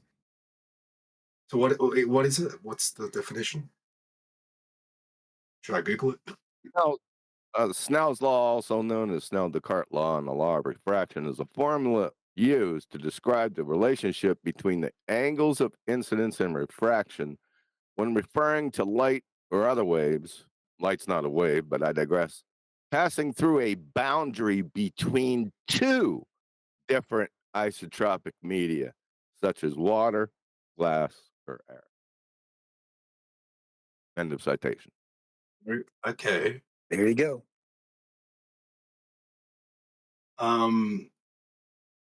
So by me saying bending of light through a medium, is that technically correct? Just not fully Technically explained incorrect. properly. Technically incorrect. Okay. You want me to read it again? Yeah, go ahead. Go again. Snell's law, or the law of refraction, is a formula used to describe the relationship between the angles of incidence and refraction, referring to light or other waves passing through a boundary, key word right there, between two different isotropic media, such as water, glass, or air. I emphasize the two words. So would the medium be air and water? Hold on, D. So when the sun's light comes down to us, is a gradient defined as two mediums or not really, like the thicknesses? No, and there are no boundary gradients. Okay, this is interesting. How about the gas and the water? So yeah, but the sun doesn't always set over water, right? So I'm trying to work it out. What you're trying to say? I mean, I get it, but then it's like I can't. But I don't know why I'm not fully getting it now. You need two I'm willing different to learn. That's isotropic cool. media. You need two different isotropic media, not just one. The atmo is only one media, and there are no boundaries in gas. There's no surfaces. So you're saying you have to have the the ground, whether it be the surface, whether it be water or dirt, whatever? No. I'm not saying Oh, that. no. Okay. I'm saying you have to have two different media in the Atmo, and you only have one. That's what I'm saying. So how does it work then? Like if it's I knew it. I was how does waiting light for that. refract? I was just waiting for How does it work? Like, I'm so confused now. Oh, How does it work through the I just walked atmosphere? into a giant bear trap. Did you just ask QE to explain your claim for you? No. Just The fundament. man. QE's too good for me. Hold on, this is a great baptism of fire. Yeah, I like this. So hang on. So Taking it well. so the sun's light is refracting through the atmosphere. Does he? But you need two mediums. Through the Atmo. Through the Atmo. That's not the issue, D. Atmos, yeah. Let me just break this down. It doesn't have a shape. Now, hold on, just one sec, because D said that, and it's drawn my attention. There may be people in the audience that know what we're talking about. Okay, right. So the claim on the table is, right, we've got a green flash as a result of the light coming through, and this is QE's objection. It would have to be traversing a separate medium. So in the diagrams at the bottom with the triangle, it's going through a triangle. That's the second medium in order to make that effect happen. QE saying, you've only got one medium. Where's the triangle between you and the sun? Yeah, well, that's what I thought. I thought the atmosphere was creating that effect. Well, no, but between the triangle, in your diagram, between the triangle and the light, there's still Atmo, and then there's a triangle. So that's the second medium, isn't it? For it to traverse, to create this effect that you're describing. Yes. Now, we're not saying the effect isn't real. You've got photos of it. That's fine. But we're saying your explanation for it with refraction is flawed. Okay. It's because the mistake you've made is you've ascribed cause and effect, haven't you? Yeah, I've said refraction causes the rainbow to refract in a certain orientation. Right, and based on that cause and effect reasoning, you've then concluded that the only reason you could have that cause and effect is because the sun's higher. Now, the conclusion I summarised with I can suggest why it's already above certain positions anyway without using this. But QE's come along and gone, no, this guy needs a bum smacking. Now you've had one. I keep hearing that word angle in this whole thing. So we got one thing, the Atmo being one. I know And the about second the one, what do you call them? the soifis? What are they? Yeah, what is it called? Specular reflections, right? You said something about incident angle, and they need to be. So the way a specular reflection works is the law of reflection. You need a lake that's calm and flat. If it's perfectly flat, you'll have a perfect mirror reflection. I'm really trying to work out. Yeah, it doesn't have anything to do with the topic, though. So, I don't know. I wasn't here when we were. Hold on a second. I wasn't here the rest of your story. I just heard refraction through the atmosphere, and we must understand that. That's all I heard. So I don't know where you went after that. Did you go to rainbows? Well, my argument was, did you hear my argument about the green flash above the sun? No, he didn't. No, I did not. Okay, this is what I was saying. So the green flash above the sun, the green and blue flash, in reality, we see when the sun sets, you can capture the green and blue flash above the sun, right? Now, when you get a prism, like that prism in the picture I put, if you get a light and shine it through the prism, but on coming down towards the prism, it'll orientate the colors of the rainbow in a certain way, having the blue and green on top of the red and yellow if it comes down towards the prism. If it comes from below the prism up towards it, the red and yellow will be on top. Now, in reality, what we see is the green flash above the sun. So that means even though due to perspective, the sun is setting and it's at your eye level, going below the horizon or away, it's still technically way above your head, and the last colors to refract are the green and blue, and I think purple Yeah. is the last one.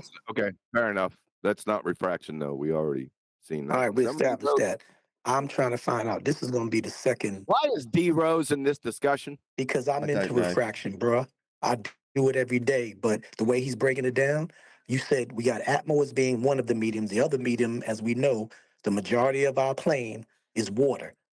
Okay, so you know where that sun is. I don't care whether you think it's over a continent by itself. It's over lots of water. And there's your two things. Atmo and the water on the surface. The surface is a baseline that's horizontal and level, just like his prism. Therefore, that's why you got the effect that we have. Huh? From the angle of measurement from the sun to the surface of our Earth. There you go. What Water the on the hell are surface. you Yeah, but talking? He's suggesting There I go. he's suggesting that there's a thick layer of humidity in the lower layers of the air. The waters are down. Yeah, the water's down there. No. No. No. So wait, are we, QE, are we, am I No. trying to work out what two mediums there are to cause this? Yeah, you're not going to find any two media. There are none. There's only one. So, and where's Wally in the chat? Some Divergent just put this in here.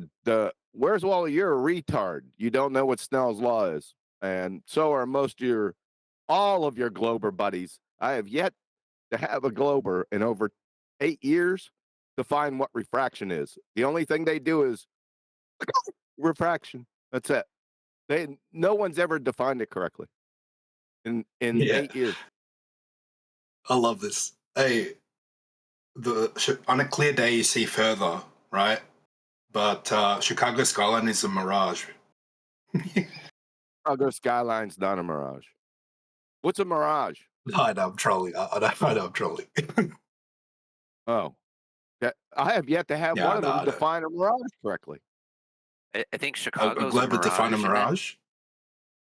Chicago is not a wait. mirage. Define what a mirage is, please. Did you say me? Anyone. Okay. A mirage is An the bending of optical light. illusion. True sorry, that, go Mess. No. I'll give you a hint though.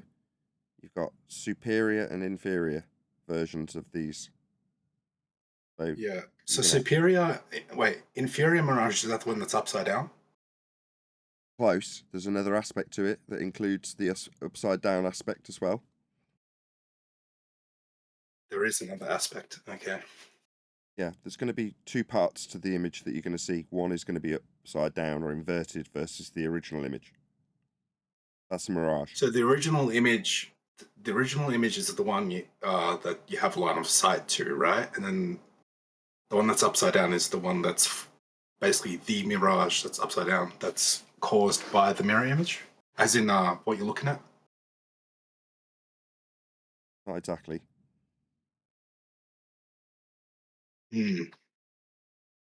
So a mirage shows an extra image or images of the object in question.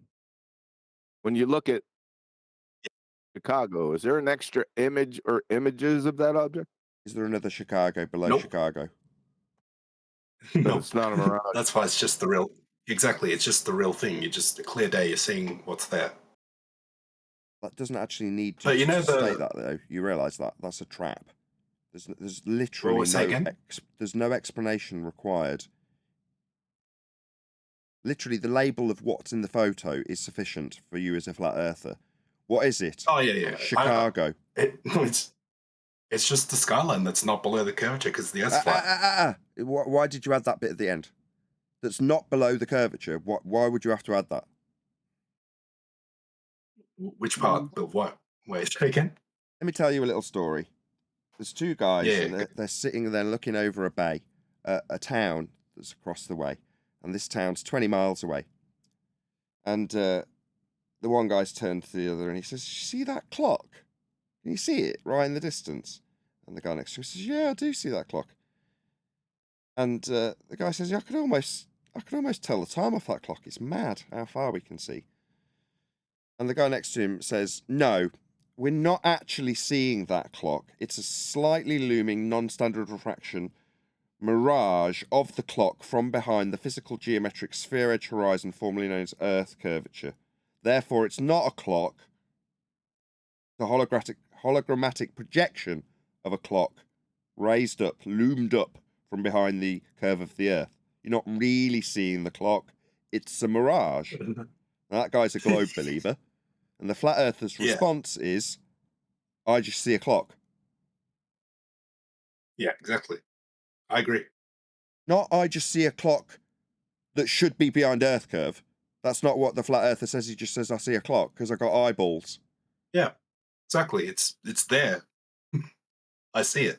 There's no curvature to hide it. This you keep doing it. You're stuck in this perpetual I did it loop. again. You did it again. I did it again. Saying there's no curvature. Okay, yeah, there's also no hippopotamus. There's a lot of things that aren't there that you could state but don't need to. There are no alien invaders. Okay. Yeah? There's Chicago. There's no alien invaders. Why would you say that? Because there isn't any. Well, were you expecting alien invaders to be there? Well, no, but, you know, you would expect them. So I'm just pointing out that the ones you're expecting aren't there. No, I just see a clock. See Chicago. Can I ask? Are you kind of a new flat earther? Like, are you new to this? Just asking Yeah, questions. so I've been a flat earther for less than 2 years. But I have a TikTok channel and I've debated pilots, astrophysicists, physics degree professors, PhDs. I don't know if you know who Blitz PhD is, but I schooled him on Coriolis. It's pretty funny. This guy's one of us. We've reviewed one of this guy's videos. We had him on. We reviewed him. That's right. Yeah, Bob the science guy. He's the one with the Coriolis. He's the guy that debated Bob the science guy. Do you remember? Chocolate? The guy that debated who? Bob the science guy. Oh, a while ago, right? Yeah. Oh, I think I remember you. Cool, man. Well, welcome. Thank you. You'll remember he had a very good grasp of Coriolis. In fact, when he joined the panel last time, he was like, Coriolis is easy, which I scoffed at immediately. One of my favorites. I mean, if you're going to claim the Earth is spinning at 15 degrees per hour, you do the math, that's 460 meters a second at the equator. If I let go of a helium balloon, the Earth does not rotate underneath the helium balloon. Therefore, no Coriolis. You can summarize it beautifully. You've obviously got your head wrapped around this perfectly. That is not most people's grasp of this, I assure you. That's perfect. You're right. That's surprising to me. Surprising. Have we, before we move on, have we solved the refraction thing before we go off on 18 other different tangents? I really do want to solve it. While we're on that refraction thing, QE and Nathan, this might be something good that you can actually present on your politics on Friday night, because may I suggest to any flat earther in here that hasn't watched it, go back and watch QE's videos on refraction and terrestrial refraction. And they're awesome, And I mentioned politics, Nathan, because how many times now I hear flat earthers with the black swan saying, well, I agree, there is some refraction going on there. Yep. And I tear my hair out. What? What's that, sorry? Sorry to criticise you, AJ. It almost grieves me that you should suggest that in response to the black swan, people should need to learn what refraction is. No. The fact that you're suggesting they should learn that as a response to the rebuttal kind of also misses the point. You don't need to learn about refraction. Their response addresses the cranes. Okay? So there's wibbly wobbly cranes. What's the argument, though? The argument's not about anything other than the horizon. No, we get told as well that the horizon's refracted, and that's the only reason why we can see it. Perfect. Stop. Everyone stop. So they tell you that their Earth curve isn't Earth curve, correct? It's refracted. Yeah. Yes, they do. So do you know what the response to that is, AJ? So the horizon's not geometric. Hold on. Everyone else, stop. Yes, you may, Chocolate. Welcome to Flat Earth. Welcome to Snacks Flat in the Earth. So, Yeah. so the horizon's not Yeah. Earth curve then. It's not a physical geometric sphere edge limitation. It's refracted. So they lose. That's them conceding. I love it. It's not But Earth back curve to then. Just a what suggestion Wally because retard. One second. I hear a lot of Back to Earth times law, I'm when only this gonna- comes I'm up. only gonna Hold on, answer hold on, this. Kiwi. Just one sec, Kiwi. Go ahead, AJ. Then Kiwi. Oh, I was just bringing it up because I do hear a lot of times people actually, when refraction is mentioned in the black swan image, that they don't really know how to answer that. And what they do is they say, "Oh, yeah, there could be some refraction occurring there." And I think that refraction and terrestrial refraction is a good topic that you could cover. Can I rephrase that before Kiwi goes? You're basically saying flat earthers don't know when they've won. Yeah, 100%. Go ahead, I'm Kiwi. talking probably newer people to the conversation. Yeah, Yeah, not the old school that's when guys, they've but won. yeah. That's when the argument's concluded because they've won. Their opponent's telling you it isn't Earth curve, and they're telling you what it isn't and how it isn't that. So you go, welcome to Flat I know, Earth. 100%. Go ahead, Kiwi. Yeah, Divergent Droid. I'm in Skype, so that's why I'm getting these messages. Divergent Droid's posted. I'm going to close Skype out here in a second. Where's Wally posted? Or I'm sorry, Divergent Droid posted. Where's Wally? Comment again. So where's Wally retard? This is the last time I'm going to address you because you're retarded. Your first statement says, at QE, why does light bend through a saltwater gradient? Number one, that's a false equivalence fallacy. You idiot, Egypt. Number two, show us a saltwater gradient in the Atmo. There isn't one, you moron. And third, a sugar gradient is described with respect to a horizontal plane of reference. You made me spit my drink. Need a flat Earth to describe it. And fourth, are you standing in the salt water or what? Are you serious, man? What are the refractive Wait, don't they index claim? of goggles? Don't they claim that there's a salt? What do you call it? Salt layer in the atmosphere. Sodium layer. Salt layer. I've heard Sodium layer. All right, let's just get that out of the way. There are no. This is why we just brushed over what D. Rose said.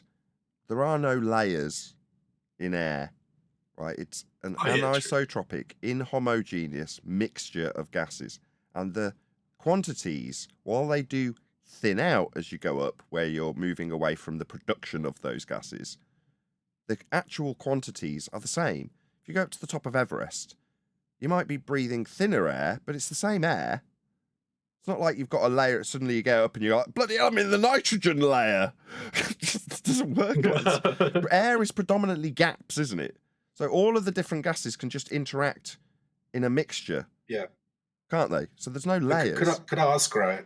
Could I ask, like, if we have a container and we have different gases, right, in that container that are different densities, wouldn't they layer out? No. In a container. They don't form layers. They're not bonded. I was going to say gas doesn't segregate. How are they going to form layers? They're not bonded together. Yeah, I understand, yeah, but don't they, oh, okay, I see what you're saying. So they still move through each other. I did this on Omi, so I'll do it with you, right? If you fart, do you get a puddle? Or does it just dissipate throughout the rest of the house, letting everyone know how dirty and stinky you are? Dissipates. Right. That's what all gases do. So you might have a temporary concentration at the point of production. So if you go, look, next to this leaf, there's loads of oxygen. No, that you just right next to something producing oxygen. Okay, gotcha. Cool. That doesn't mean we've got layers. Anything else? Okay. Makes sense. Yeah, makes sense. Okay. Right, with that, I'm going to say, if you are watching this on either Nathan Oakley 1980 or Nathan Oakley premiering streams, then stay tuned, as there will be an after show to follow. Sounds good. After show. Strange, according to that blonde. Nathan, are you there? That's strange. You got an uncanny knack for the perfect segue out of the show. Just wanted to let you know. Why is that? Why? What did I do? I don't really know what you're referring to. I was being facetious. Oh, Nathan, I see you went for the Kojak look. Pretty dope. Thanks. No problem.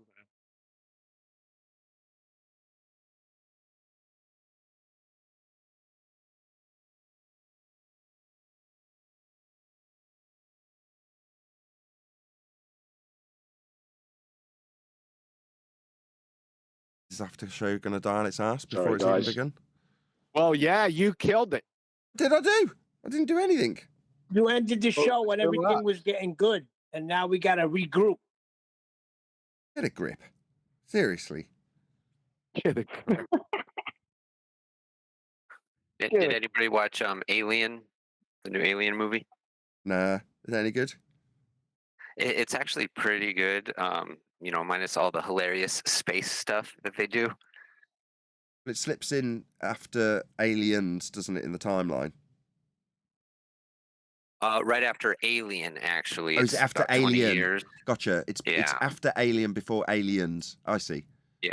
It's about 20 years after Ripley, after the first movie, and she's still in cryo sleep. They haven't found her yet, but they find the alien in space. Oh, so the one she blasted out they find? Mm-hmm. Oh, okay. That's pretty weak. Yeah. Look, there's a loose end. In one of the movies, there's a loose end. We can have that. Yeah. I mean, they could have just done another Alien, but, I guess whatever. Game over, man. Game over. It's basically Gen Z in space. It's kind of funny, the whole thing. Nothing's ever going to and top. some of the CG is really bad because they brought that one guy back to life as an android, and so they had to deep fake him, and it's kind of bad. Yeah, they're not quite there yet, are they? Yeah. We're going to have a quick little pause here while I move everybody to the after show. Yeah, I'm trying to do it. I can't get my arrow key to work properly. Hang on. Look at them all go. Whoop. Oh, you got it. My key isn't working for some reason. I love it. I love watching it. You given an order that Santiago wasn't to be touched, then why was it necessary for you to transfer him off the base? I just watched that the other day. Sometimes men take matters into their own hands. You made it explicitly clear that men never take matters into their own hands. You want me on that wall. Oh, man, I love that movie. Such a good movie. Tom Cruise is a really good actor. Yeah, he wasn't bad in his day. Have you seen Vanilla Sky? Vanilla Terrible Sky. movie. I like Vanilla Sky. I hated it. And the original one that it's based on, Spanish one.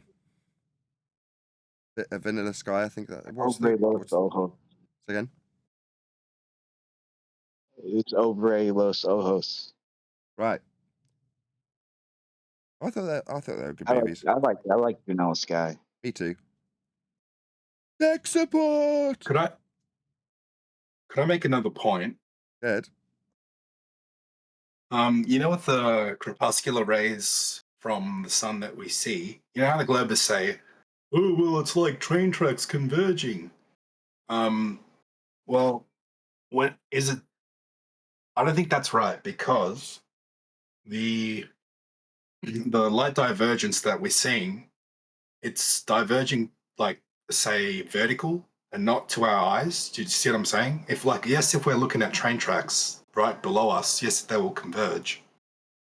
But the rays from the sun coming through the clouds, they're going like down vertical. But they're still like crepuscular. You know what I'm saying? So for them to say that's perspective, is that wrong? I think it's funny because they used to deny perspective exists. Now all of a sudden, oh, railroad tracks, that's perspective. That's cute. No, I think what he's trying to say is, sorry to talk about you in third person, Angels, is that if you're looking into the optical dissolution point that we call the horizon as a vanishing point in the most literal terms, with train tracks disappearing into them, you've got, if you were standing on the sleepers, you've got the tracks in your peripheral vision reducing down to a point in the distance. Unlike when you look at crepuscular, or however you say it, rays, where they're breaking through the clouds and forming a triangle on the ground, like a lampshade, or Yes, like exactly. a disco ball with a smoke machine. You're seeing light beams go down from the disco ball to the ground with a beam of light.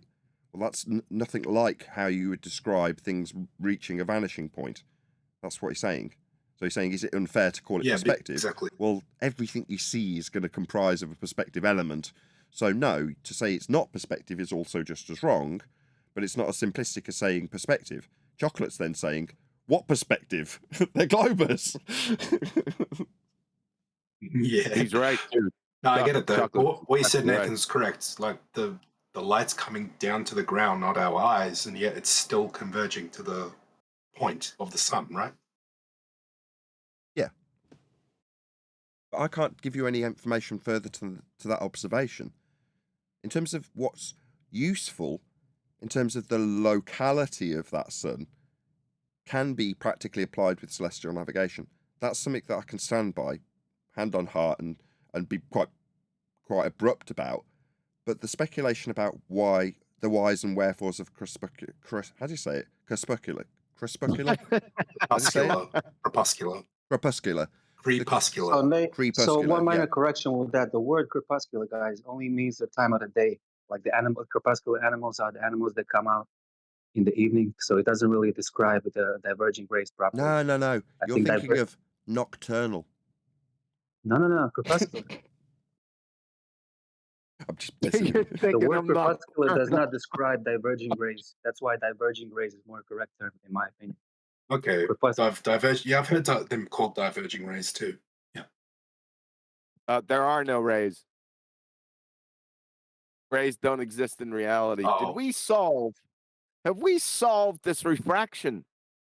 No, you just what you did, QE, was undermine the example in its entirety, so it doesn't stand as a proof of anything anymore, because we haven't got anything to ascribe the causal influencer for the effect of green flash. That's what you did. So wait, QE, do you agree with me though? The green flash proves the sun sets above the horizon, or am I wrong? No, I don't agree. You'd have to. Is that a cause and effect relationship? Yes. Then you're gonna see. Yes. We have this thing called the scientific method for natural cause and effect relationships to validate the cause. Yep. Can you show the experiment? Well, yeah. So the triangular prism, I guess. Where's that in the air? What I'm trying to. Yeah. No. Oh man. Now, the thing is, right? You know that light does do this. We can demonstrate how it will do that with rain, with rainbows. Yeah. So this is a cause and effect situation that could be validated by science. That is to say, there's nothing stopping you putting it through the method. So far, you've ascribed a causal influencer and then used that like the Globers do to make you just so story work about its height. That's why I gave you something as an alternative. Yep. We know it's above certain positions. They're GPs at their solar noon. Well, therefore, if you're measuring that position with respect to the horizon, you know a sunset is always above the ground. Yes. Elvis, did you want to add something? Elvis? Discord glitching. So the moral of the story is that you have to. The moral of the story is you have to validate it. Could it be? Yeah, it could be green. Well, the thing is, right? Say again. You have to validate it, right? You're. So yeah. you're claiming it's possible. That's possible cause, but you haven't validated it. So no, to your point, I do not agree. So if we get a prism and prove it through the prism, you're saying because we're using two mediums, the air and the prism, it's not valid. Is that why it's not valid? No. So scientific method. What's the phenomena? Green flash. What's the cause? Well, you need to vary and manipulate that which you assume will cause the effect. Now, if you're suggesting prisms in the form of rain, no worries. That's something you can vary and manipulate as a researcher to try and induce the phenomena that you're seeing with green flash. You don't necessarily have to induce it in the sun. You can just induce that green flash through your introduction of something that will cause it to occur in a given scenario. Now, that might be rain, but I'm just saying that your introduction will potentially be, in a crude way, validating a simplistic cause of the effect that then gets expanded on. But that's science. That's how science works. You assume the cause, you vary it, see if it causes it or not. Green flash, that is. But all you'll figure out is what causes that green flash. You can directly correlate that to the sun after the fact, but you just need to tie down the actual cause. Could it be electromagnetism? Before you begin, who are we talking to? Angels of Light. Angels of Light. Angels of Light. When somebody's speaking, it's cool. You're following along with them and you're saying, yeah, right. But it disrupts the whole audio. So if you could not do that, just wait until that person's finished, and then you'll get the whole thought, and it won't be jumbled up. Okay. You're saying when you're listening, if you're interacting with me, for instance, and nodding along, going yes, yes, yes, while you're saying that, you don't realise that you're cutting the line for everyone else, but you're hearing yourself and me still as perfectly as you would in a normal conversation. It's just everyone else gets just to hear your yes, yes, yes, rather than it separated, if that makes sense. Yeah. That's in a normal conversation, when one-on-one, when in reality, it's fine, but here it's a train wreck. Okay, no problem. That's what I was going to say was Go ahead. Go ahead. No, go ahead. What I was going to say was you said it needs two mediums. Is the ether a medium? Electromagnetic background? I like this guy. What's that? You want if you can show it us. What's ether? Just show it. Yes, you can have that as your independent variable. Fine. Do you want to just show me you being able to vary and manipulate ether for us? Let me just start again. To be an independent variable, that's a supposed cause and effect. You've got to fit three criteria. The first thing is that it must be real. The second thing is that it must be the causal influencer in the hypothesis, as in it must be the independent variable that you've actually written down. And thirdly, it must be capable of variation by you, the researcher. So it must be real, it must be the hypothesis independent variable, not something else, and it must be capable of being varied by you. So ether, is it real? Yes.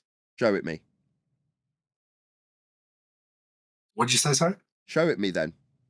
I'll have a bag of it, please. Okay. So light travels faster east to west.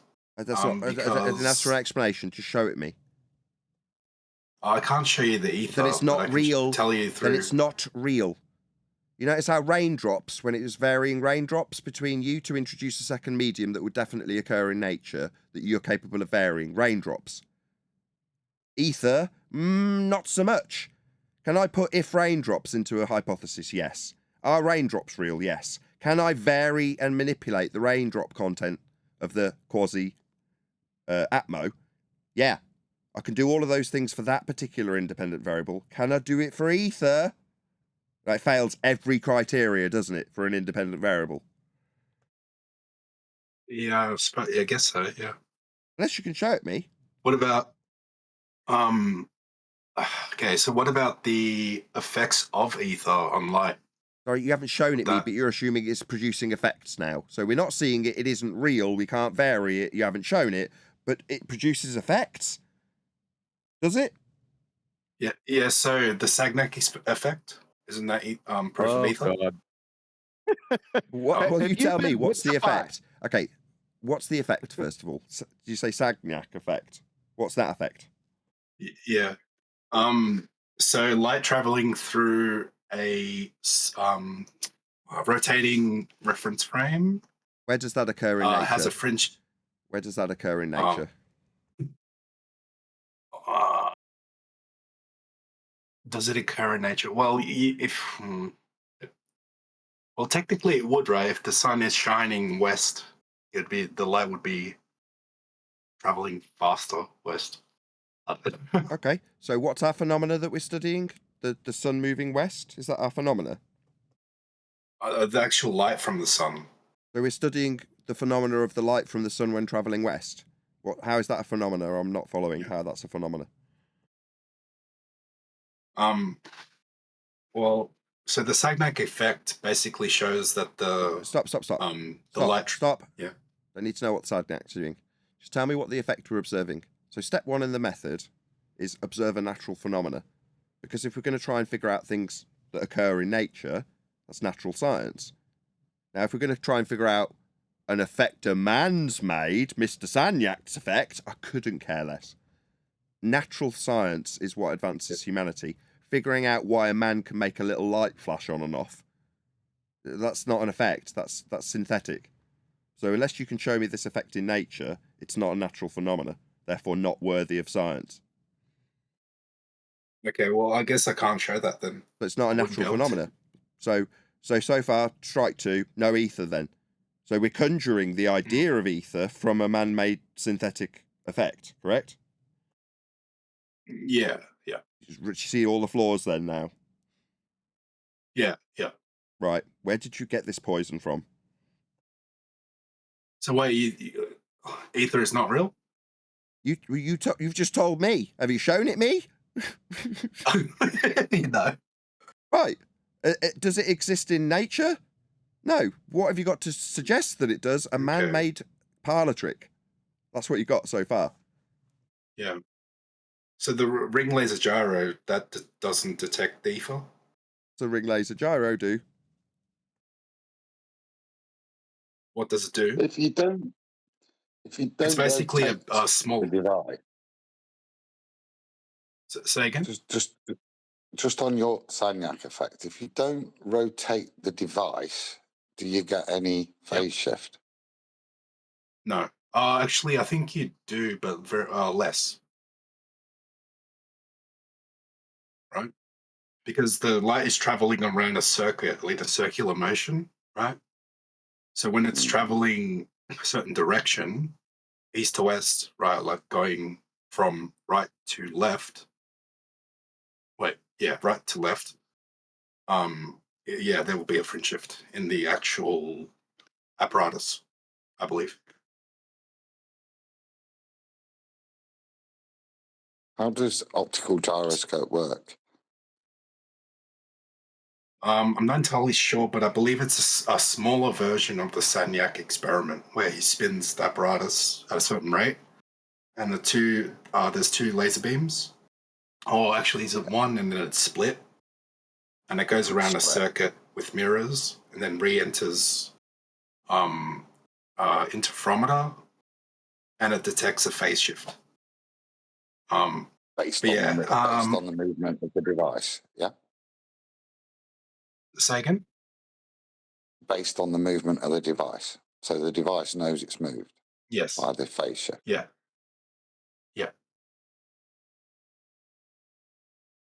Lovely. Do we need ether for that in any way? No. Furthermore, the problem with the description of what a ring laser gyro is designed to do is claiming, in the claim with ether, is that it's not doing that. It's deviating from that by 15 degrees, isn't it? The claim is they've got a faulty gyro. That's their claim. Well, what do they claim? That it's faulty. That it doesn't ring laser. that it doesn't serve the principal purpose of a gyro. That's what they're telling you. That's hilarious. But that's what they're telling you, You isn't know it? what's funny?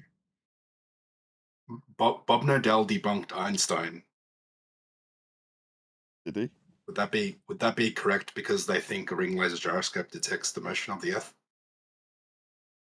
No, ring laser gyros don't detect anything if they're functioning correctly. You just explained to us what they do.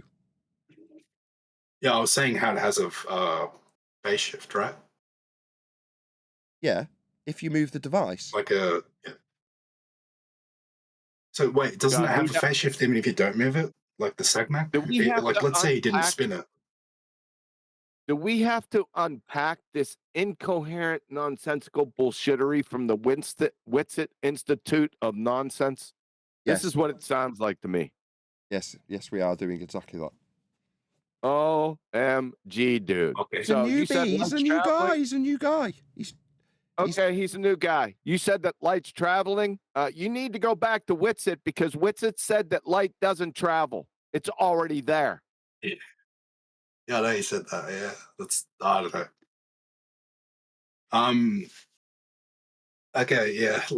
No one knows what light is, though, right? Would that be true? I guess it depends on which day you talk to him, but okay. So your next question is, what is light?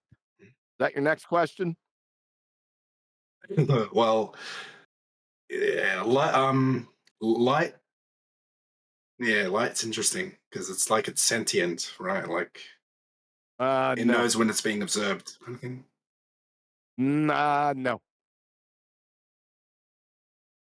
Well, light. Would it be electromagnetic No. wave? No. Nope. Not It's even not a that. wave. Okay. And it's neither electric nor magnetic. Photons carry no charge. We need Does to it have stop there as well at this point. You've used the term electromagnetic. Can you just qualify that? When you say something's electromagnetic, what are you referring to? It has yeah. Uh-oh. I know what a magnet When is. something's electric. And I know what yeah. And you know what electric is? So a magnet that has charge or magnetism that has No. charge. Define electromagnetism and define magnetism. And is there a difference? Is what Adam's trying to ask. I couldn't do that on the spot now. Yeah, go ahead. But I'm willing to learn. I'm just trying to pull you back a little, dude, because you're throwing phrases around as if they mean something. And in an Ethereum world, that's a very common practice to say everything's electromagnetic, which was why I was asking you just to example it, just so that I can show you a magnet and I can show you electricity. Okay. I can make a magnet with some metal and pass an electric current through. But to say everything's electromagnetic is to almost invoke your ether, isn't it? Because you're kind of describing a false medium that everything's electromagnetic in. And it's part of the nonsense of ether, this banding of this term. So what did you want me to do to describe what electromagnetism is? No, I'm not trying to catch you out. I was just asking you to recognize that when you're using it, you're not actually describing anything other than maybe an electromagnet. Yeah. Now, is that different than your refrigerator magnet an electromagnet? Well, it has it's in flux, right? Like, as in, it's trying to this is hard. It's bad, isn't it? Yeah. So what I've asked you is essentially, is there a plug in your refrigerator magnet? A plug? Like a Yeah. No. Yeah, then that's not electromagnetism, right? That's just magnetism. So electromagnetism has to be something a little bit different, right? Does sound cooler though. Yeah, correct. Sounds cool though. It does sound really cool, but you went to that incoherent, double speaking, lying surat school. It's going to take a long time to get rid of that. It's dug in like an Alabama tick. So Well, it's dug actually, in I like an haven't. I Alabama haven't tick. watched much with it. Sorry. It's dug in like an Alabama tech, and we're going to have to hold you down and dig it out with a spoon. Yeah. You may not have watched much, but it sounds like you've watched enough to have the mind virus of ether. This is where I step in and go, right, this started off with you justifying green flash with, could it be ether? Like, it's like, okay, no, there's no naturally occurring phenomena to describe as ether, but you're ascribing it as a causal influencer that's incapable of variation. So, fine, it's just not an explanation for green flash. And that's how affirming the consequence start, right? Yes. How can it be something? Why if we don't know what is the something Witsit is? and them in love with affirming the consequence? What's up with that? They've just figured out the same magic trick that the Globers use. Same with science. They can throw in science into an affirming the consequent, can't they? Yep. What is ether? God. Just made up word. Well, yeah. Basically, I thought it was electromagnetic background medium that light propagates through. That's what I thought it was. Now, if you wanted me to describe all of that, good luck. I just get the joss sticks. I'm in trouble. I'm in trouble, right? You're not in trouble. He's just been poisoned. We're here to pull the poison out.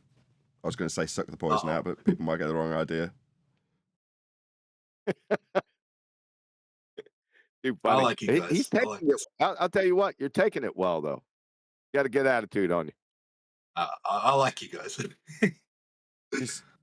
You So, can can I avoid ask, all right? this, right? For us as a group, we avoided all this instantly as it started to permeate through the community 5 years ago. We avoided all of it because we'd just been taught what the scientific method was, the same one we were taught in 5th/6th grade, depending on your country. Well, learning what the scientific method is again to understand how it would validate cause and effect scenarios means that when bullshitters like Witsit or Tattoo Jabba the Hutt or Bob R.I.P. would bullshit about ether, you saw where they claimed science, where they claimed experiment. Michelson Morley, experiment. I noticed you didn't say experiment. So your recent watching of them to get this information, they've stopped calling it an experiment because we pointed out it wasn't. So they just stopped saying the word experiment. Now they call it MMX. Oh, is that why they call it MMX? Yeah, because we've pointed out it's not a bleeding experiment about 150,000 times. So you're saying it's just an observation then? No, it's a parlor trick. Interferometry is real. You can use it to make measurements. I'll give you an example. They use interferometry to validate how accurate tape measures are. It's useful. Okay? Does it validate ether when you stick it and spin it and induce it in a parlor trick? No, it doesn't. They say it does. They say it's an experiment, don't they? They say it's science. They say infinite energy is at your fingertips. It's all bullshit. She's been duped. But is there a wait? Hang on. So just to slow you down, look, with the MMX, we're varying the path length, and it's that variation that's being measured that's creating the fringe. Where do we need an imaginary medium? In this technology, it's known based on the principles of light being a particle and having a path. And it's this known variance in the path length that allows us to, from the fringe pattern, work out the movement, calculate the movement. This works in reality. Nobody, when they make it in Honeywell Bull, is thinking, get me another bag of, let's fill it up with ether, make sure it's really working. There's no knowledge base of how this technology is built and parlor trick, however you want to describe it. But there's no invocation of ether. It's not needed. It's not even, it would be contrary. And this is the important point. It's that variation in path length that we know. Yeah. But if we've got an ether, there is no path. It's already there from an ether mechanics point of view. So if you do invoke these things to prove this undemonstrable thing, you actually undo it in of its own sense by the way you know the device works. Okay. So can I ask, right, with the Mixon-Morley non-experiment, so were they correct in the null result being that it wouldn't have detected, it should have detected the Earth's motion? Is that still correct? No, you're talking about null result. Null is associated with the scientific method. Null hypothesis. So no,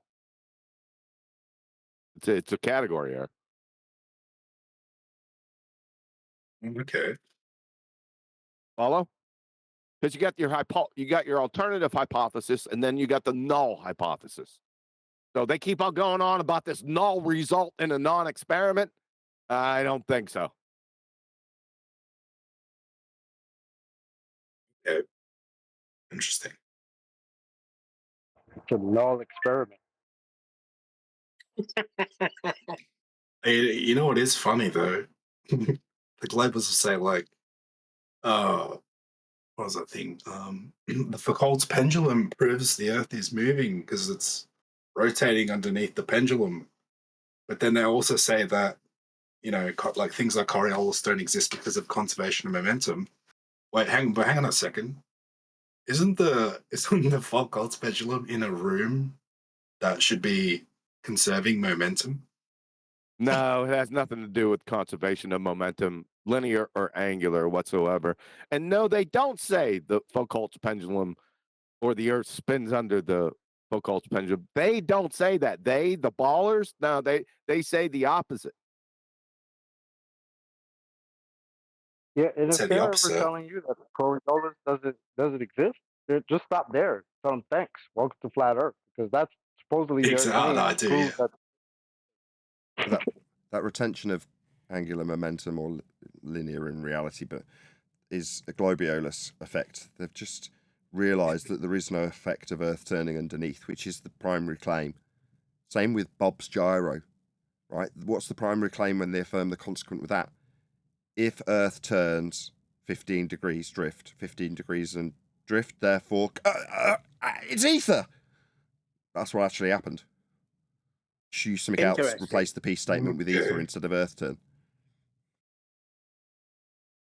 So hang on, is it so with the ring laser? It does show a shift of 15 degrees. Let's say it did. So what? Now let's say something else instead of just there's a shift that you suggest. If we are floating on a turtle's all the way up, then we'll see a shift. We do see a shift, therefore turtles all the way up. Or ether, or Earth turn, or whatever you like as the P statement. Doesn't matter, it's an affirming the consequent fallacy. If Earth turns, we'll see 15 degrees of drift. We see 15 degrees of drift, therefore Earth turns.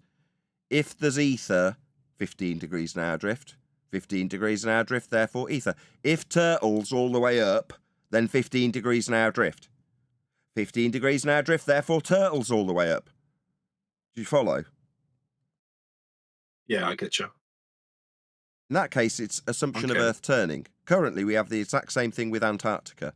If I assume I'm on the bottom of a ball, then 24-hour sun. 24-hour sun, therefore, on the bottom of a ball. If I assume I'm in the belly of a turtle, then 24-hour sun in Antarctica. 24-hour sun in Antarctica, therefore I'm in the belly of a turtle.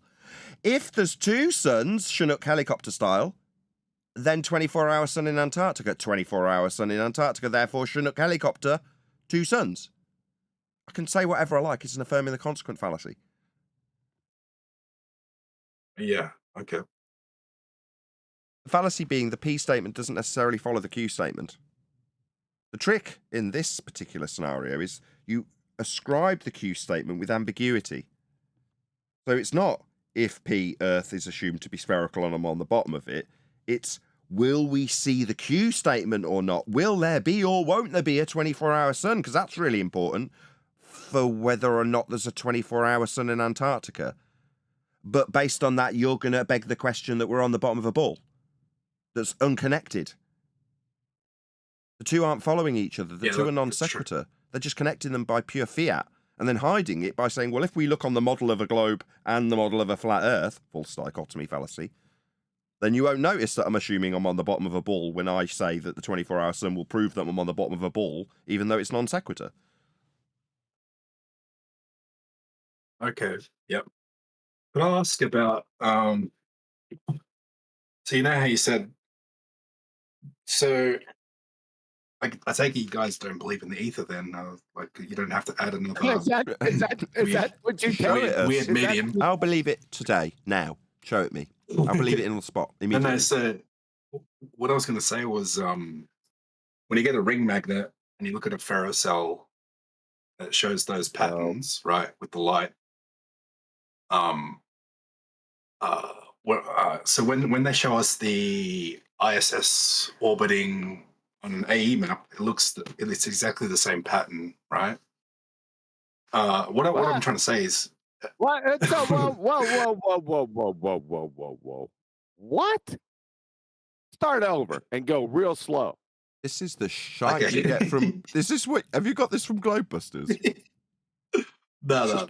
I actually came up with this myself. Okay. Sort of. When I looked at a ring magnet ferrocell, when I saw a ring magnet ferrocell, okay, yes, maybe I saw it off Witsit, whatever. And then I went to, I can't remember where it was, but I saw the ISS orbit, and they had it. Stop. I want to see a ring laser through a ferrocell. Post the video. No, I'm not talking about a ring laser. Just a ring magnet ferrocell. Okay, you got a ring magnet and a ferrocell. Show that. I'm now totally confused. Stop. Well, now, why? Why am I looking at this again? What I was going to say was when they... I don't believe in space or anything. Where I was going with this was... Hold on a second. Hold on a second. Adam, please. Okay, so you've just invoked a ferrocell. What do you think that ferrocell is, and what is it showing you? Is it any different to sticking a load of iron filings on the top of a sheet of paper and putting a magnet underneath? Okay, so what I think the ferrocell is showing with the ring magnet is its magnetic field it produces. So is it any different to sticking a load of iron filings on a sheet of paper and putting a magnet underneath? Are you saying could the patterns come up like the same way? Is that what you're asking? I'm saying, is it doing anything different? As in, when I put it on iron filings on a sheet of paper, it shows me, doesn't it, by the orientation of the iron filings, the direction of the magnetic field. Is the ferrocell doing anything other than that? I don't believe it would be, right? Lovely. So we've got something that's just a 21st century pile of iron filings. Yeah? Prettier. Yeah, it's like a LEDs in it. Yeah. But it's more we're an now in a advanced suspension, version. aren't we? We're using an iron suspension to once again show us the direction of the magnetic field using ferrofluid. Ferrocell. Yeah, ferrofluid. Yeah. Well, what I was getting at was, now don't take me the wrong way. I don't believe in space. I don't believe the ISS. I don't believe people that are on there. Nothing. All I'm saying is that they showed us the path it takes, and they showed that on an AE map as well, right? And the pattern it made was exactly the same as the rig magnet when you see the pattern through a ferrocell. So what my question is doesn't that mean that they have the technology to like put something up in the sky Hold on. and have it orbit? So the pattern that they tell you that the light in the sky is making looks similar to the pattern when you look at iron filings in suspension. Yeah. Through the ferrocell. So, well, you know those ferrocells, they also look a bit like donuts, don't they? So if all we're drawing is comparison of what looks like one of these things looks like the other, so what? Yes. I mean, other than it being a curved line, is that the similarity between the two? The pattern in a ferrocell is curved, and what we're told, the patterns they draw for us, because you've not marked this out, have you? But the patterns you're given by NASA for this light in the sky, they look a bit similar. I mean, at that point, do you not think, I've not really got any foot to proceed with? Yeah, I agree. Yeah, I agree. It's what was I going to say? Sometimes no, it's not. Don't dismiss it entirely. Sometimes correlations can be useful. So if you correlate the path of your Roomba vacuum with some of the flights that they take, you will see that they are basically the same. So I think somehow Roomba are involved with aviation. There's no other explanation for it. What I was going to say again was, have you guys seen during a lunar eclipse? No, solar eclipse. The magnetic field lines. I've got a picture. Can someone?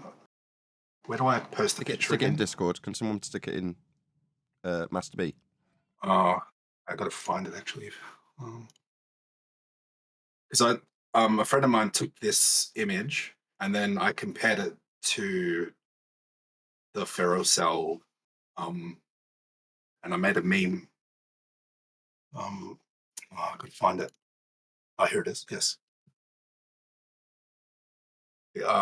I think someone messaged me before so I could actually post. So I would like to show you guys these. This is interesting.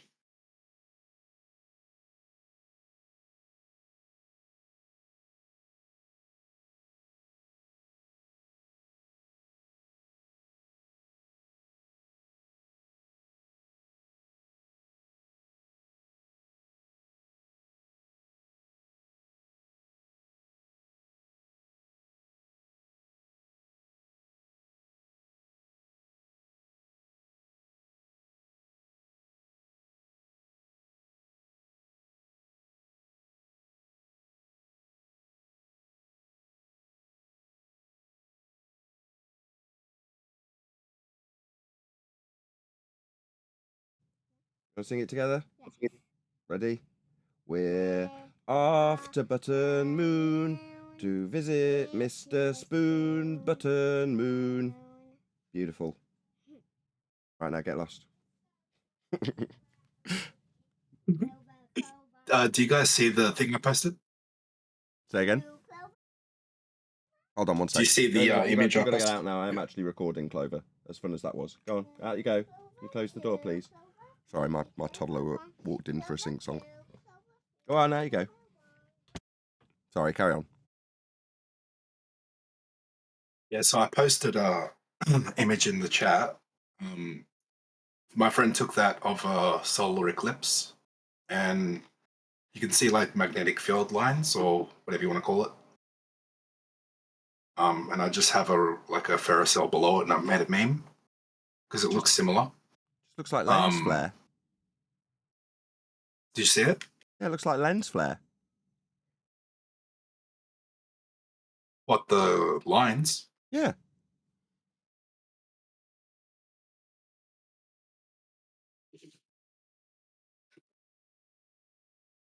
Okay, but again, let's just take it as read.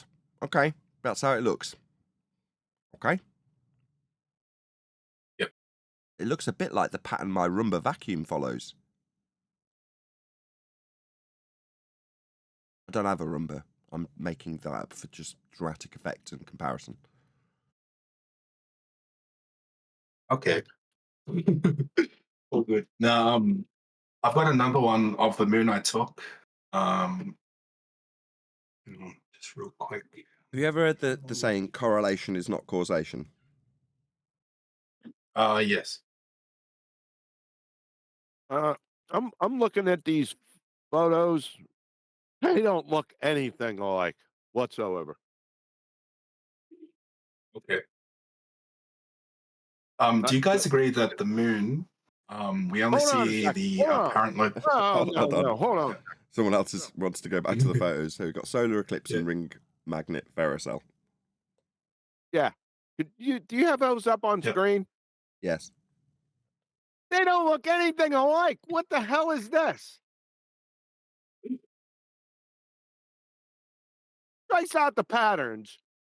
Go ahead and get a transparent piece of paper. Trace out the patterns on the top photo and second photo.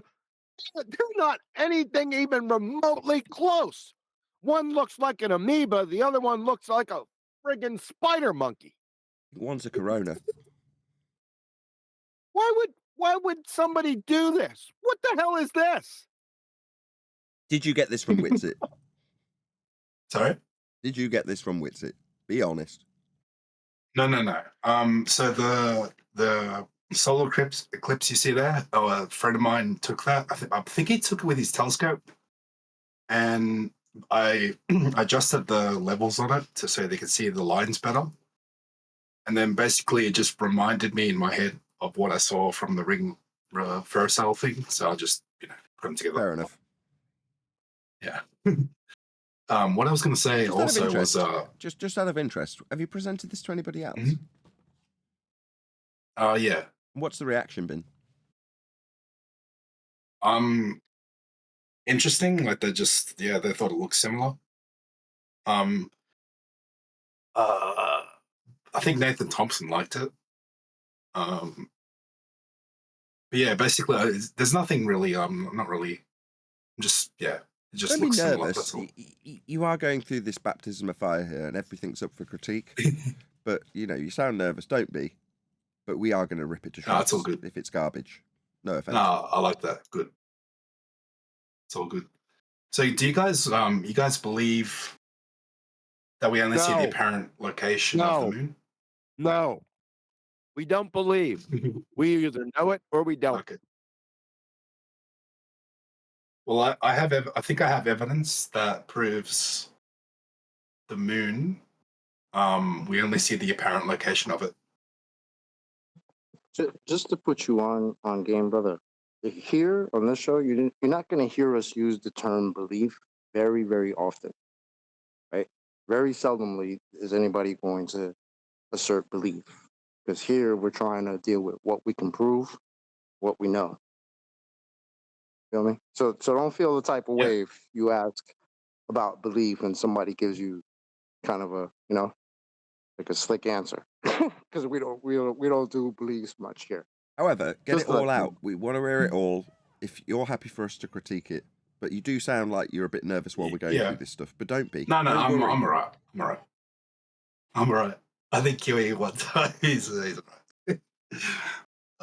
He's harmless. So he's perfectly harmless. He's doing this for your benefit. So just bear in mind that Yeah, the yeah, fact that he's interacting with this stuff at all means he's doing it for your benefit. Just but don't feel like he's all good. He's a bit aggressive. That's all. That's all good.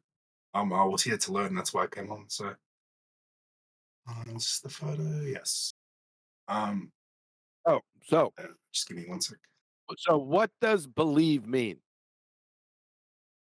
Okay, you don't know something. So yeah, I agree. Like it's better to know than just say believe. I understand. Yeah.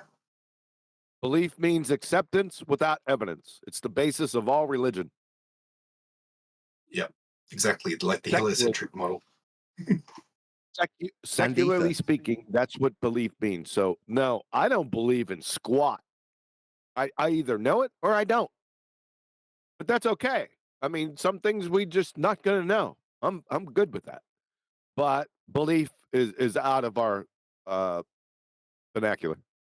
Yeah, and Please it's basically fraud and charlatanism to offer ideas and hopes and dreams of free energy based on beliefs.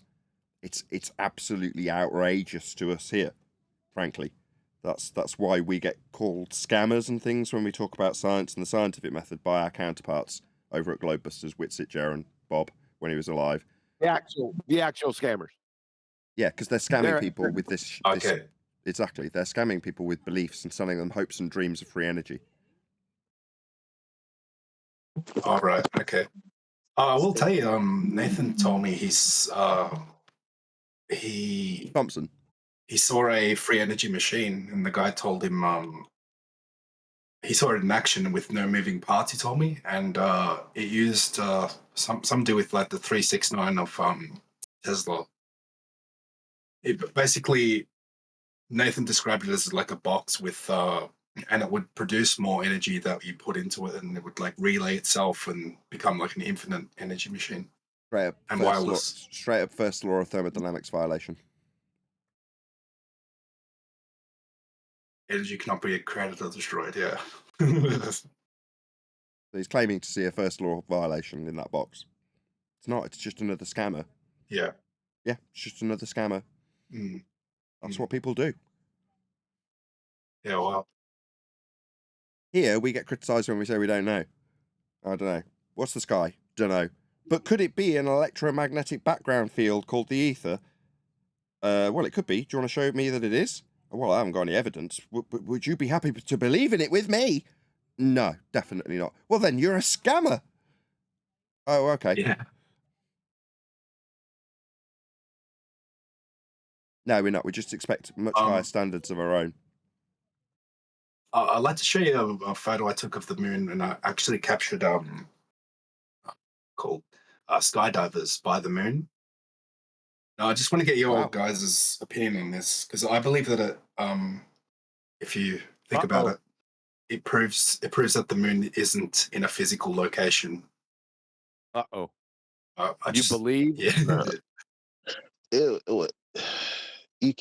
Oh yeah, I said it again. How you gonna prove the moon is not in a physical location? So basically, without making assumptions. I've got a P1000, and I zoomed in on the moon in the daytime, and I saw skydivers by the moon when I got home because I didn't realize I captured it.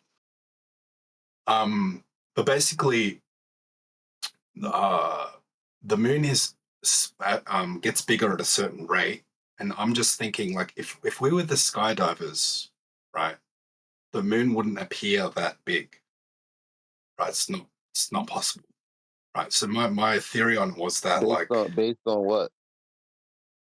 This is what I mean about assumptions. Like it's like a road of assumptions. Based on what? Based on the idea that if we were in the air where the skydivers are, like they can't be that high, like what? 7 What you kilometers did away? is repeat yourself. I'm talking Yeah, about let the me try and size of the expand for moon. him. What are Then, you Eli. basing that on? You're saying when you zoom in on the moon and you've got the skydivers in the frame, the moon's relatively big with respect to what you've zoomed in on.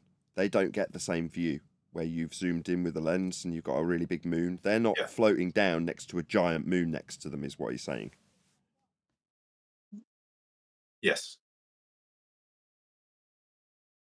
So, sorry, Yeah, he hasn't made his conclusion yet. Could you just go ahead? I was just going to say, could you message me again so I could post again? Riley, Ethereum. I'm not sure which chat I should post into. Keep losing it. That's right. So in this image, we can see a skydiver with the moon as a background. Is that what you're saying? Yeah, basically, and also they're both in focus, proving the moon is not that far away. Yes. You didn't give us your conclusion though. So okay, yeah, that's what's in the image. We got that. What's the conclusion?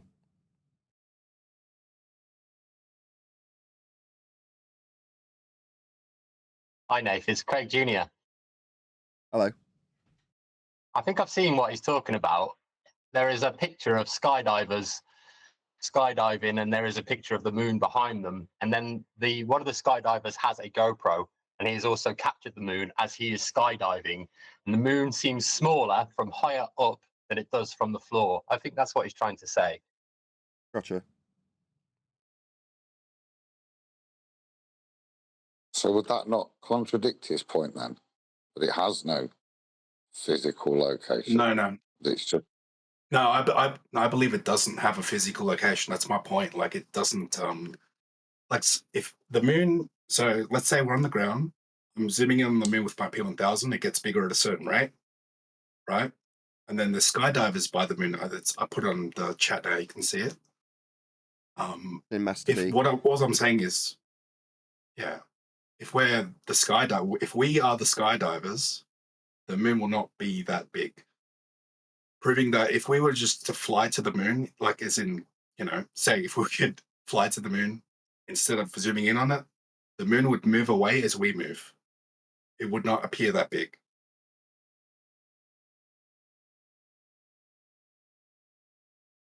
Right, has anybody got a response to that? I don't know where this is going, to be honest with you. What's the point? well, as far as I can see, I'm looking at the picture, and if I'm going to follow that logic, then those skydivers are like 100th the size of the moon. They must be big blokes. Giants. That's what I'm saying. Like that's what I'm saying. Like if we were the skydivers, there's no way the moon would be that big. Therefore, the moon is not in a fixed location in the sky. And no, that's non sequitur. Yeah, that's non sequitur. That made no sense whatsoever. I don't get it. Can somebody explain that statement to me? That made no sense. No, when you said it was non sequitur, that's what I was thinking. Because you imagine what the skydivers would be looking at when they're looking at the moon, and then you have another instance in which someone else is taking picture of skydivers. These two events are completely non sequitur. Right, I'm going to round out on that note. With that, I'm going to say another huge, massive, enormous thank you to both Discord and G+ panels for making today's after show possible. And, of course, a massive thank you to all of you in either Nathan Oakley 1980 or Nathan Oakley premiering streams, hopefully smashing the super chat, liking, commenting, sharing, subscribing, hit me up on PayPal and Ko-Fi and all that good stuff. I've been Nathan Oakley, and I will see you all in the next video.